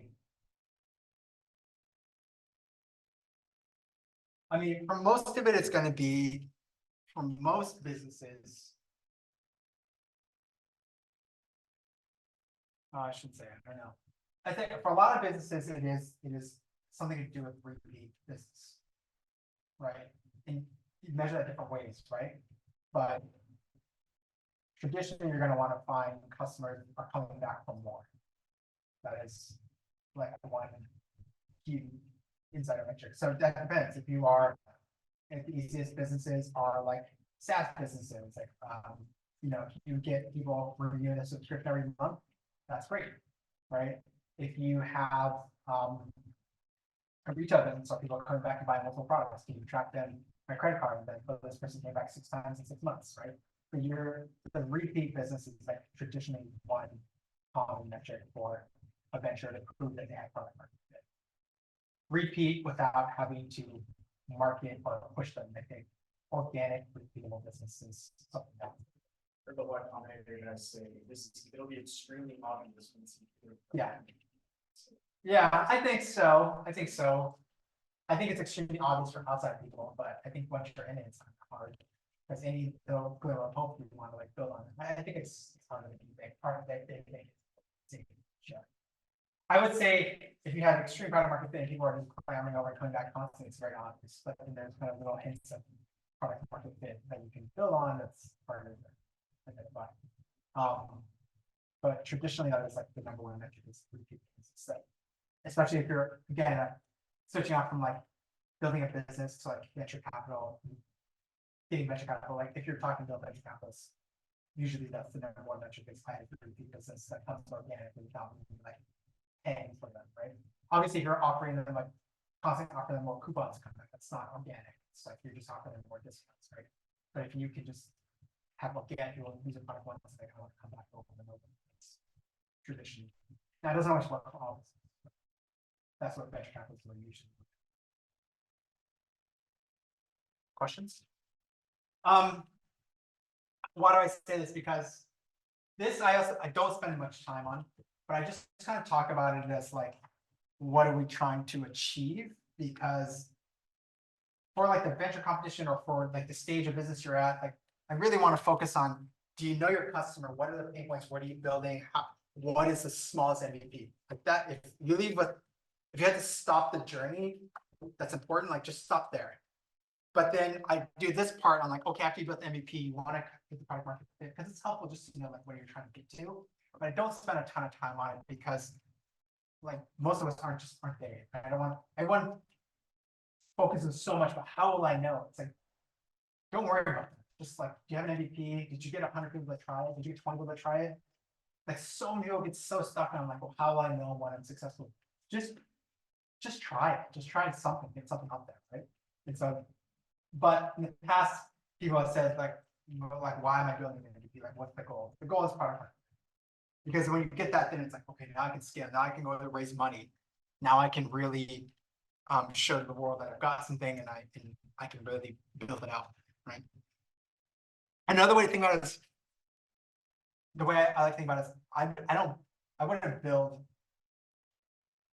another purchase. I wouldn't actually build a product. I would just find hacky solutions, find super hacky MVPs until it's like, nope, I got product market fit. Then you can go invest in them. That's another way to think about it. Okay. All right. The last thing I think about is, I kind of talk about like, you know your customer and what's the problem, or you know your customer, what is the pain or the gain? Can you solve that pain or gain? Let's test out an MVP, and then let's find product market fit. But it is not this linear process. With each step, you'll probably be going around and around, right? And so even just identifying the core segment of the problem, you might be going, we're just talking about right now, right? With Bessie's idea. Oh, well, it's core segment is people that are interested in like meetups on health and development topics. Great. Well, could it be more simple? Could it be single people that are interested in that? Or could it be people that are only focused on juicing, or people that only focused on exercise? I don't know. It could be even more specific, right? So even step one, who's their core segment and what is their problem that you're solving? You can keep going around and around. How will you solve that?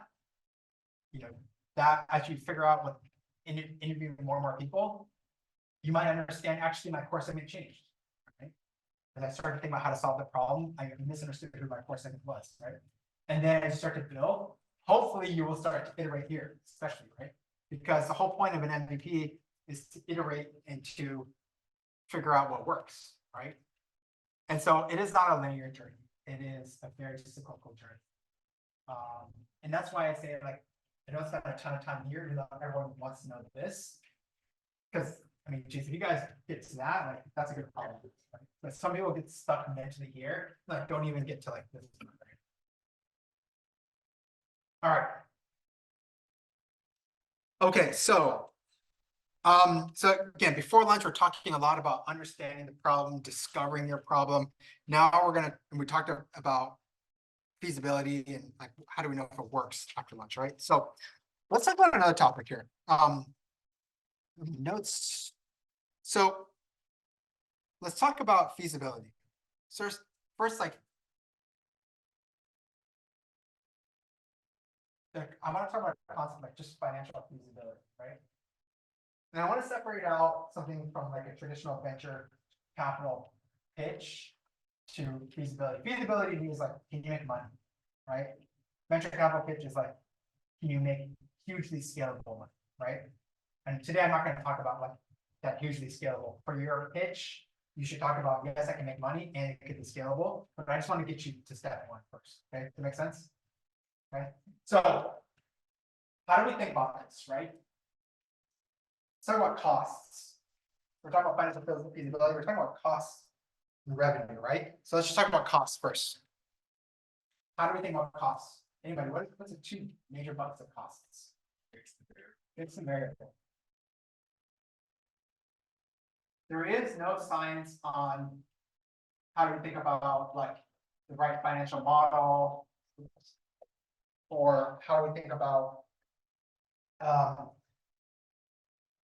about like creating like this easy plug and play model that will show like financial feasibility. I like to think about it as more of it's kind of a brute force exercise, right? The only structure we have is fixed and variable costs. So sorry.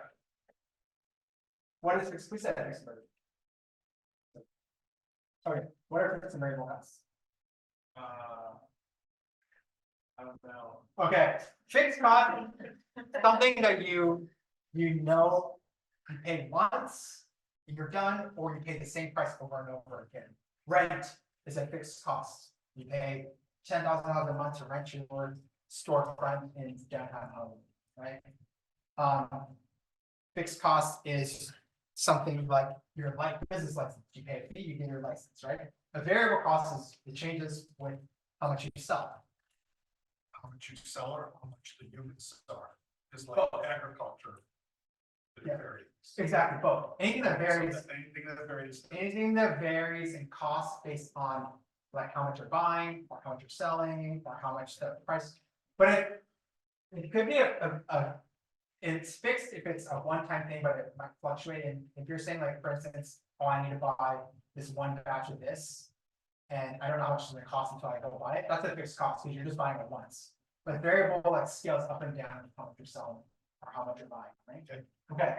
So a variable cost would be something like, for example, like, okay, we're doing plate lunches with a scoop of plate.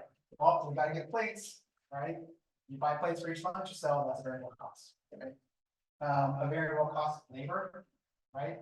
Some people might say, oh, it's fixed. Really? I don't know. They're selling 100 plates a week versus 100,000 plates a week, probably higher than other people, right? Okay. In my opinion, there is no super framework, easy way, because now we've been talking about apps, we've been talking about services, people talk about nonprofits. It's very hard. If everyone in here was just building apps, then we could have an easy plug and play template where it's like fill in these costs and do it.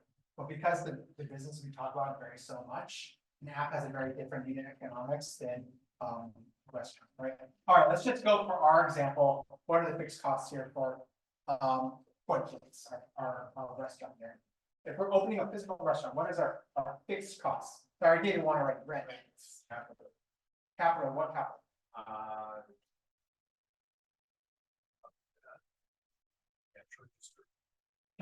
Okay, equipment. Point of certain license, license. Equipment, I'm going to bundle those all together. License. If you do capital, it could be your interest on your loan. A lot of people will get interest on a loan. Insurance. Okay. Utilities, work with that. That's interesting. Guess it depends where you look. Yeah. Wasn't very hard.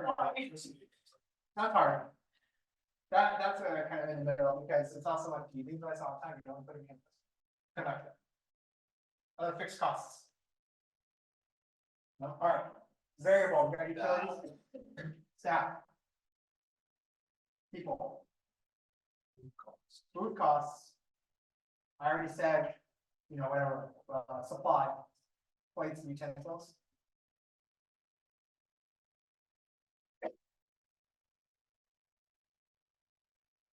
Upkeep, cleaning the place. Yeah, How maintenance. much you have to clean your kitchen space. Okay, all right. But then what's our goal, right? So again, when we're thinking about finance, there's two parts of it. One, I'm talking feasibility. And this is where I'm kind of, I keep jumping between, I'm jumping out of like building a business to like people that want to think about the venture competition, right? So step one is like, let's forget about scaling. Let's just think about, can I make money, right? For me, it's like, there's no other way to do a brute force and just without other costs and just start to like benchmark how much is every single line item that costs, right? There's just no other way to do it. How will you figure out, how you get a complete list? How do you get a complete list of costs? Oh, no, even before that, if you're planning, how would you know that your list of costs is comprehensive? You can maybe benchmark it against your competitors. Aha, okay. So we can go look at other people in the competition, what are their exact list of costs? You can use my trick and just be like, scrappy and just go ask your competitor, like, hey, I'm a newbie, will you just give me all your information? Some people do that, right? What are the ways so competitors, what are the ways can you get that competitor information? Look at other stakeholders. Who's trying to give you that information?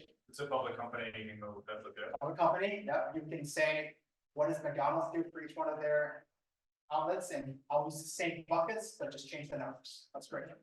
The suppliers. Suppliers. I like to think about it like you can go all of their stakeholders, right? Public company investors. You can go to the suppliers. You can go to the competitor themselves. What you're trying to say is like, what are my competitors paying? And kind of just at least understand my cost structure based on what they're paying, right? And I like to think about it, it's like, you could go to any of their stakeholders and just say like, hey, Jeff's plate lunch is down the street. Do you know what his cost structure is? How much is he paying for this? How much is he paying for that? What are the costs, right? Now, this is where it is a little easier if you are more like a tech company, venture capital investor, like lots of them like, here's the cost structure for you. Like, that's a benefit a lot of VC investors would do. Like, let me explain to you some of the cost structures. But for you guys, you can go to potential investors, competitors, you can go to the landlords now, right? Because that landlord's had dozens of restaurants come through that space over the past 50 years. You know, it's like, here's the cost structure right here. And so what we're trying to do is develop a really comprehensive list of costs and benchmark how much each cost, right? Because again, step one is, can we demonstrate financial feasibility? Can we make a positive profit? Step two is like, can we scale? I'm not gonna talk about that. Okay, so positive profit, right? Let's come back. This is where it's all gonna come back. Let's just say, and our poi plates, the price of a lunch is $10. I just totally simplified everything, all this. So here I said, the food and the supplies is $10, and I put everything else into two other buckets: food, labor, and taxes. Is another $8, and we make $2 for lunch. Okay. Then all of our monthly expenses are here. That equals $20,000 a month. All right. Simple math. Make $2 on each plate lunch. We need 20,000 to break even. How many we got to sell? 10,000. Why does that matter? Trust me, it'll matter in a second. All right, so 10,000 we need to make, right? What happens if you wanted to make on top of 20,000, you want to make another $10,000 profit? You don't want to break even.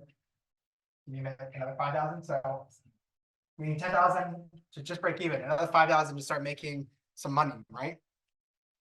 Okay. Why does that matter? What else did we talk about earlier? Ah, yes. We go back to our market size. The winning vote was 3 blocks. in my very rough estimation, there's 25,000 people. So we said if we lived in Oahu, it was maybe 1 million people who work within 3 blocks of downtown, which is a very dense working district. 25,000, maybe a quarter of them buy lunch. That's 20 lunches a month. It's 125,000. Yes, we can make money, right? But if you don't believe people walk through 3 blocks, if you believe they're only going to walk 1 block, then your numbers start to get a lot lower. You can still make money, but it's the margin of error there is much, much lower. Or if you were like me, it's like, I don't want to go downstairs for lunch. I don't even walk more than 30 seconds away. You're not going to close to me, right? So here's the concept put together. It's the market size. How do you know the market size? Because you thought about who your target demographic is and your target customer segment. What are their pain points? And then you map that against your cost. And then finally you figured out, all right, can I break even? That comes out to about 1,000 lunches a day if you're just assuming Monday through Friday, not including. You're sneaking to the next point. Then there's the real feasibility. And like, can you do this?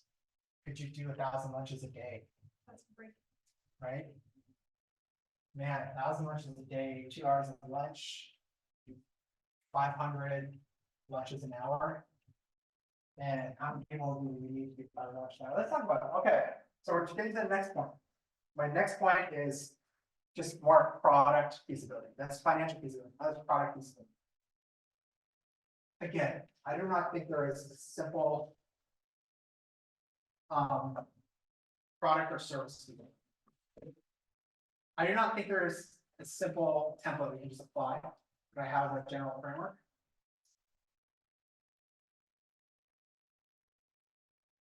So now we theoretically know if we can make money, but can we really make the money in practice, right?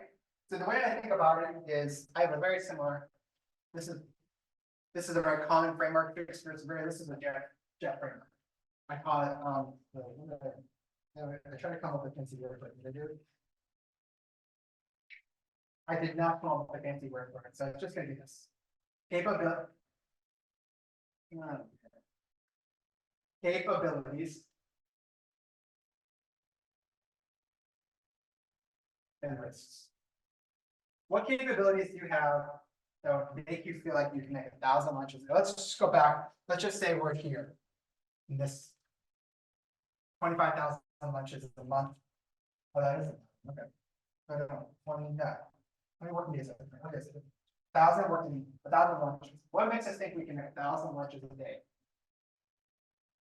I was using 20,000 for my numbers. Yeah. Okay.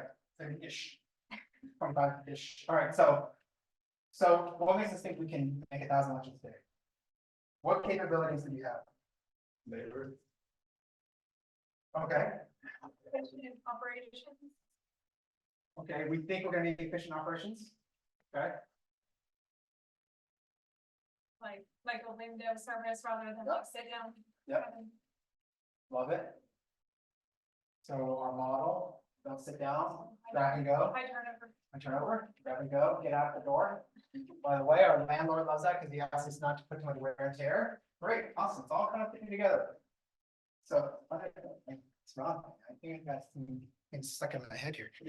Man, that's a labor. Okay, so labor, we think we have the best workers. Operations, do we think we have the best workers? Do we think we have the best operations? Maybe, right? Part of that inherently is also product. We're serving plate lunches with a giant scoop of foil. That's pretty easy to. It's pretty easy to make it grab and go, right? Product, we think we can do it. We're not making custom lunches here. We're making preset lunches, right? All right. So, what are the risks? Weather. Oh, that's a good one. How many days a week, a year does it rain that people don't even want to go more than 1 block away? That's why I call it winter. Yeah. Weather. What else? Bad Yelp reviews. Okay. I would put that more into just like rough start, right? Like kind of like what have you got with bad start, right? Supply chain. Supply chain. Live in an island, what happens if they run out of styrofoam boxes next week, right? Or change the law again. Yes, regulation, supply chain. Regulation. Okay, general economics, macroeconomics. People just start eating lunch. Unreliable employees. Yeah. Labor, is that a risk or a capability? I don't know. Okay. My main point is, and again, this is more like a pitch, the actual, like, you know, it's oversimplifying for a business plan or a pitch, right? We figured out the costs, we know what it takes to break even, we know what it takes to make money, we know what it takes to scale. But this is just a number, this is just a number. So how do we know we can do that? Simple. We've done the math and we know we need $1,000 or 1,000 lunches a day. Here's why we think we can do it, because we have these core capabilities and the risks. And what would you want to do with the risks? You probably want to talk about what your mitigation plan is. Right? Weather. Don't worry, we also have a catering service. A bad, rough start. Okay, well, don't worry, we're just the most convenient. People aren't helping us. They're just really like it's around the corner, the most busy corner in downtown, right? Supply chain, ooh, I don't know. That's a tough one. Three vendors. Okay, multiple vendors. 3 vendors per item. All right, I love it. Multiple vendors. Regulatory changes, equity con. Sometimes you just gotta like economic times change. It's just too bad. Lobbying the lawmakers. Yeah, exactly. You must give economic subsidies for employing, right? All right. But my main one is this, especially for those joining the competition, right? You see the process here, right? We talked about what it means to have product market fit. If I have fit, what will happen? If I have fit, I will be able to launch something, an MVP, and if I want to start scaling, I need to know that I'm financially viable. Financially viable means I know all of my costs, my revenue will exceed my costs, and I can scale. How do I know I can actually meet the costs? Because I have capabilities and risks. These capabilities will enable me to hit my costs or to exceed my costs, and these risks I will mitigate. Okay. I know some people are like, oh, that's too simple. Yes, I'm oversimplifying, but I'm trying to just help put the framework in mind, especially for those that want to pitch. Okay. And then the last thing is people always ask, all right, why don't you just charge more? Okay, sure, you can charge more. But less about how much you charge or what are, what's the max you can charge. What are the different kind of, how do you think about pricing? Value pricing. Oh, we got a ring right here that knows the framework. Value-based pricing. I'll talk about this in a what. There's one other big model around pricing. Value-based pricing. Cost-based pricing. So people are like, okay, Jeff, I like what you said, but I think we can charge $15. I think we can charge $25. Okay. I'm not talking about like, I think the actual price setting, it's very hard to figure out price setting. But in terms of like some framework and how you think about pricing, there's two main ones. Value-based and cost-based. Cost-based is as simple as what you think. What are all my costs? And we'll add X% more to that cost. Right? My costs are, in my example, $8. Instead of adding $2 more, I will double it up and charge 60. All right, that's one way. Cost-based pricing is just start from the bottom up. What are my costs? How much more do I need to improve the plan? Value is what is the perceived value that my customer thinks they're getting, and how much of that value went to them. Right? My cost was $8, but my plan is so unique that people feel like they're willing to pay $2 more than any other competitor on the street. Maybe, right? I'm not really talking about actual price setting. I'm talking about like how to derive the price, right? The cost-based values. Those are the two primary frameworks. If you're a service, there are other models, right? So I know there's companies that are services in here. Those are hourly, retainer, and like a fee for like a success fee, like if I hit this milestone, you give me X dollars, right? So services have different types of models as well, right? Speculation. Yes. The main ones though for services are gonna be do hourly or monthly, so kind of like that, a fixed cost per your time. Results based.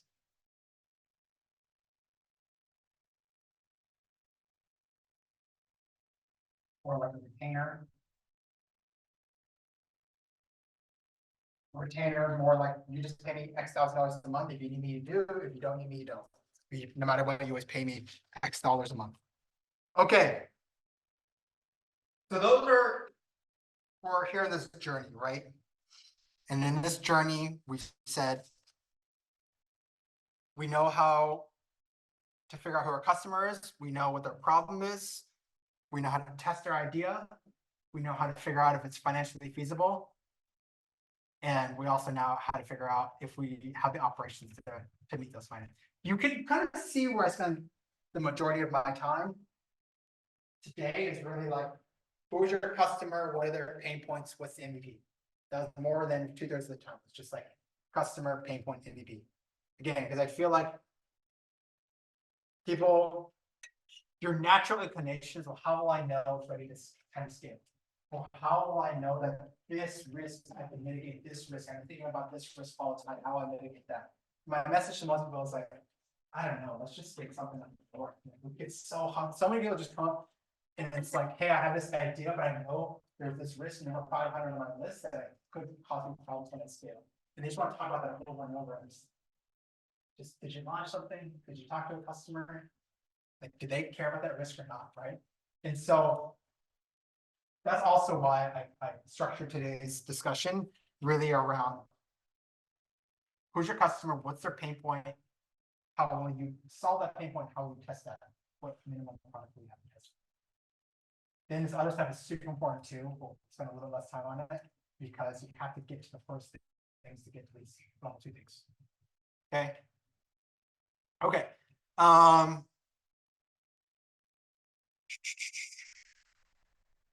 So, for those that are joining the competition, what we covered today was what is your value prop? What's the market opportunity? What's the customer discovery or customer segments and how you do customer discovery? What is product market fit? What is financial feasibility and product or service feasibility? And then I did not talk about competitive advantage. Happy to chat about that or operational viability, right? But I felt like sequentially, those were the main topics. If you can get to these are 99% of the battle. Okay. No, not everyone here is joining the competition. I also go over more just focus on your own business, but I still think it's relevant to think about these topics as like a comprehensive list of things to talk about. So that said, and we got 30 more minutes. I actually just had Q&A planned for the last 3 minutes. You guys have actually been asking a ton of great questions along the way. So I want to do 2 things. I have a question for you. Question for you, and then open your screen. Question for everybody. For today, what would you have wanted to spend more time on? Or what was not covered? Or which topic would you want to cover? I asked now because we used to do surveys. I'm sure they do, you guys do surveys, right? But I feel like I'd rather just ask you that. So. Voting that's Mindset. Mindset. Oh, interesting. Okay, like entrepreneurial mindset. Okay. I want to go a little bit deeper on the research topics, like the initial analyzing whether you have good product market fit, how to do the testing methods and stuff on like more concrete examples. Okay. More testing. I guess this is actually a question back to you, which I am curious about. Like, what about like your values as a company and the things you do? Like when you said, oh, there's no styrofoam plates, like I was not imagining our business was gonna have styrofoam. Yeah. I mean, we were gonna use reusable and like any Yeah, it's good. that, and like we have its core values, like, Yeah. when does that, and where does, is that a competitive advantage? Where does that, is that a founder value? Like, where do you put that into the Yeah. metrics that you're thinking of here? Yeah. I'd say maybe like kind of like AI as well. 'Cause, like, Okay. I feel like nowadays, like once you put in AI, I'm sure like you used to feel like starting business. Mindset, values. That's the. AI consulting to the meetings. All right, any other thoughts? What else we just wanted to talk more about? We actually, it's like Q&A, we can start going through some of these. Well, I got a little chance to kind of do a pitch practice, but I think that would be fun to just do like a pitch practice. Yes. And kind of Yeah. answer the hard questions. I don't know if you guys do like Q&A at the end of the pitch competition, but I guess my question would be, if I was doing it, like what kind of questions should I be prepared for that might throw me off? Pitch practice. So, and that's a good one. So last year, we spent a significant time developing pitch, value prop, and questions for discovery. But actually, last year's crew didn't have a lot of you guys have conflicts you work on. Last year's crew had fewer. So I changed it this year to be more about just going through topics and less kind of work time. But now, you guys actually have a lot of topics to work on. So that's a good one. So pitch practice. Are you the bootcamp number 2? Are you? Am I the bootcamp number 2? I don't know. You have to ask Patty. I just showed my Patty television. Am I the bootcamp number 2? Who is the bootcamp number 2? You might have ASP, Okay. but it's in the air, Okay. To be determined. To be determined. But were these topics that were going to be? Is it a recap or is it going to be more in finance? So financial modeling. Yeah, it's gonna focus more on like the financial feasibility portions, like going through cash flows and things. Yes. Because if you do make it to the semifinals, it is gonna bring you to the goals, into a deeper dive into like the financial. So if you're going back to just specifically the pitching, I talked about feasibility, like how do you know if you're going to make money and how do you know if you can actually scale? And then session 2 will actually be like, how do you model out the scaling? Okay. We go from 10 to 25 to 125,000 lunches. Like, how do we model that out? That'll be more specific into that like financial modeling. Yeah, also, I meant to ask you this like right at the beginning, so I'm glad I did not forget this whole time, but I also, now that you brought up AI, I just also wanted to make a comment on that, or ask you a question when it comes to ChatGPT and BART. Yeah. How accurate do you find it? For example, I tried a market sizing strategy, and I feel like it's such a recent development that I would love to hear. Yeah. So to go through it, right? Yeah. Let's talk about it. All right, great. Let's walk through these topics. Let's walk through. We'll treat this as a Q&A. Yeah. Just the last one, I don't know if we discussed it or not, but like when to like pivot or like when it's a good idea to just to like, to say like, this is it, Yeah. One other thing is like legal stuff. Like how liable are you for certain things and legality and like IP stuff. That's a good one. Okay, let's try to work through this. I'm gonna jump around a little bit because the pivot one is very critical. This goes back to our journey, right? My answer is, I don't overthink. I don't like to overemphasize the word pivot as in like we have this grand strategy and we're going to do a formal pivot and make an announcement. The pivot could be as simple as I thought my core customer base was people that are interested in one-to-one meetups for juicing, but actually it's people are more interested in group meetups. So great. I thought I could solve that problem with it now. Actually, I don't even need it. I just need a really consistent set of meetups that can be done with flyers, right? Great. My app was great. Actually, people loved it. But you know what? What's the bigger problem here is I can't scale it because I can't figure out how to make money, right? My main point is, if I think about this, you should be constantly pivoting because at each stage, from knowing your customer, figuring out how to give them their value prop, figuring out an MVP to test that, and finding the product market fit, each point you're constantly like pivoting. I guess another way to say it is like, I don't love the pivot because it assumes that it's like you have an idea and it's right or wrong. And I go back to my lean mindset, it's like, you should actually be wrong all the time, because the point is, like, just move quick, put things out there, see what people react to positively and negatively. And, you know, I say it down, this process, I like to view this as, it's a series of guesses, constantly like a hypothesis. Okay, I know my customer is X, like, how will I give them value? Okay, well, I think if I do this, I get them value. Great, we go test that with an MVP. Oh, interesting, that MVP didn't work. Like, we need to try another way to give them value. But at all points, you should be constantly guessing and trying to validate that guess, and that will require a ton of failure.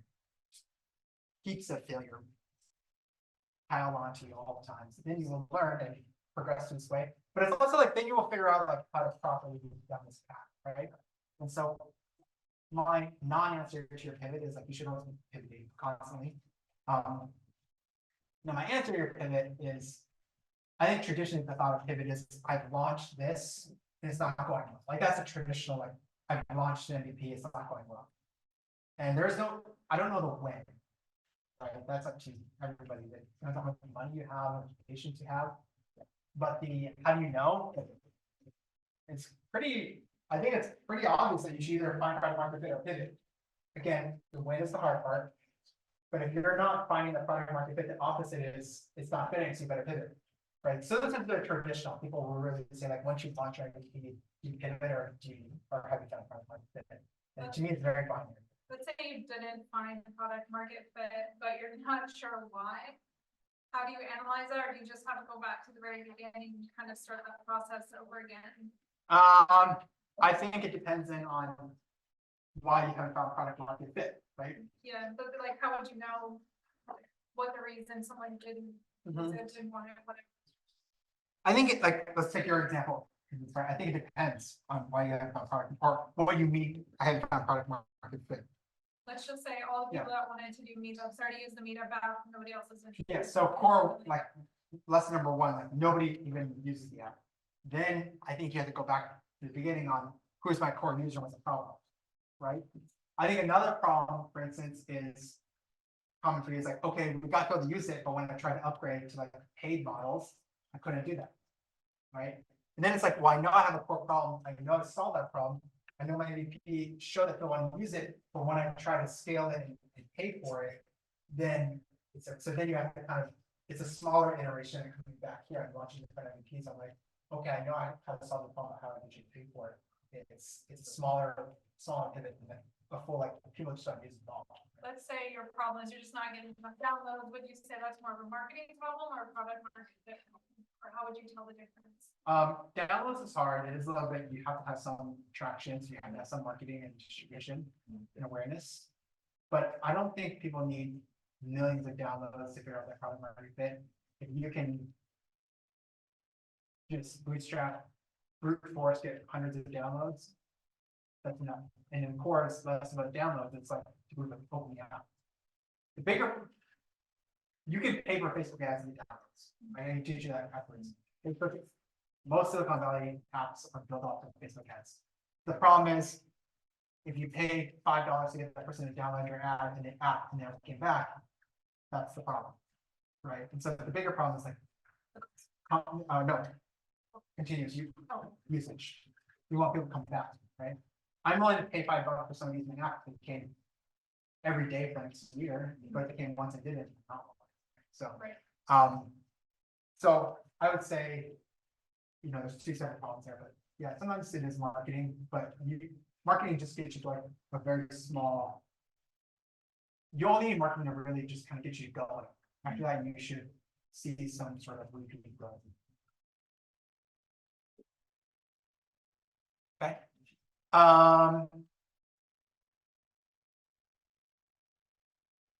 Mindset. What do you mean mindset? Well, I know like mindset's like a huge important aspect of business. Yeah, just entrepreneurial mindset. Like, yeah. For me, like this is just a personal thing, right? For me, it's really about. When I think mindset, I think more like tactical. Like, how do I know that I'm improving, or how do I know moving in the right direction? For me, this is it right here. For me, my mindset is all about. I don't think I don't go home and think about what is the lean methodology, right? I do think about like, how do I move faster? Speed, that's just it. Like, for me, that's all. If I boil this down into one topic, which is speed, are you just constantly fixing, moving forward, improving? But that's my mindset. I don't know, people have different mindsets, but for me, I bake it into what we learned here. And if I had to boil it down to a mindset, it's the whole thing we're trying to figure out here is speed. Like, how do you improve faster, move faster, iterate faster?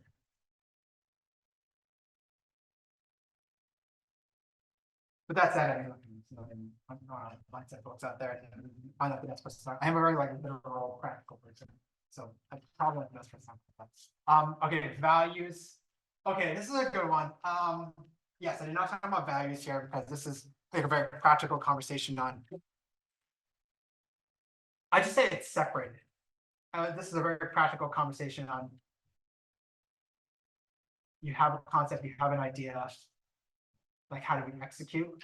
And to me, values is kind of even before that. Like, what do I stand for? What are, like, if you're sustainable and about sustainability, like, I don't know, who do we even get into this business? I don't know, I'm not sure.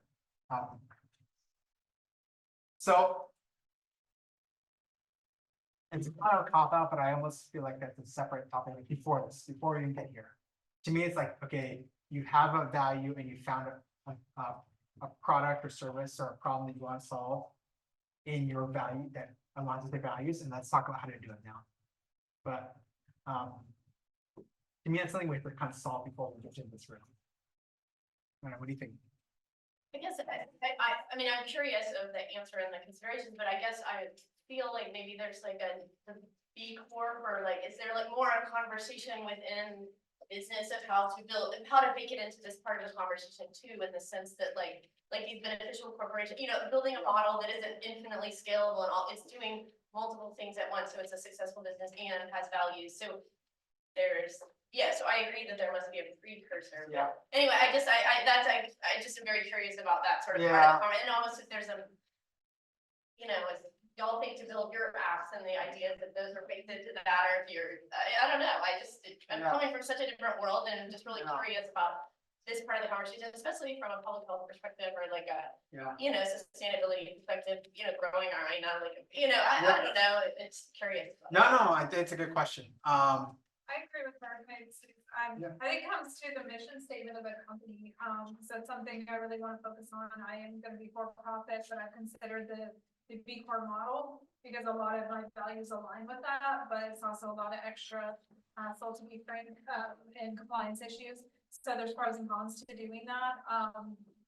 But yeah, I think it comes down to really like the executive leadership values that they start with.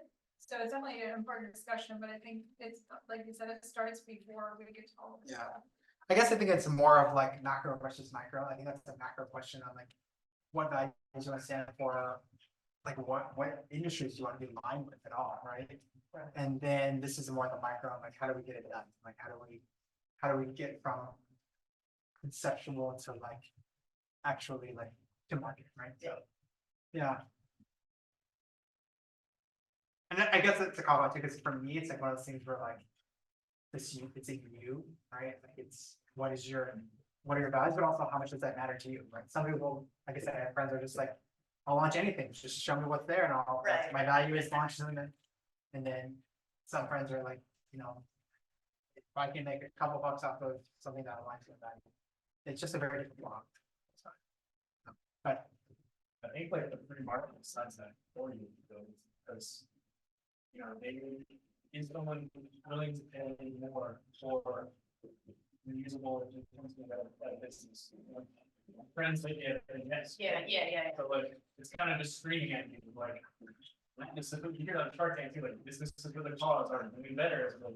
So like I think that's the yeah. Right. Okay. I think the other ones are maybe not. That's the last one. Right. Legal. The legal. Okay. I'll just defer to Adam. Yeah. All right, where to go? All right, lawyer left. I'll defer to Pace. Who, last legal? I'll defer to like the Pace resource and that. Like that is, I'm like the Addie can point you to legal. Do we have like legal workshops on or stuff on like workshops on like the legal side of things? Not legal stuff, but we have like professional in residence, where we have like legal professionals in legal field, where you can study on that. Yeah, I'm not the best at that, and everything I say will probably be somewhat inaccurate. All right, I think the rest of the stuff are kind of more specific to individual people's questions, whether it's AI, testing, pitch practice. So I'm actually just gonna wrap up 15 minutes early, but we can just kind of talk in separate groups if you guys are talking to the topics. This is my email, HUI, Jeff Hui, Jeff, last name, first name, White.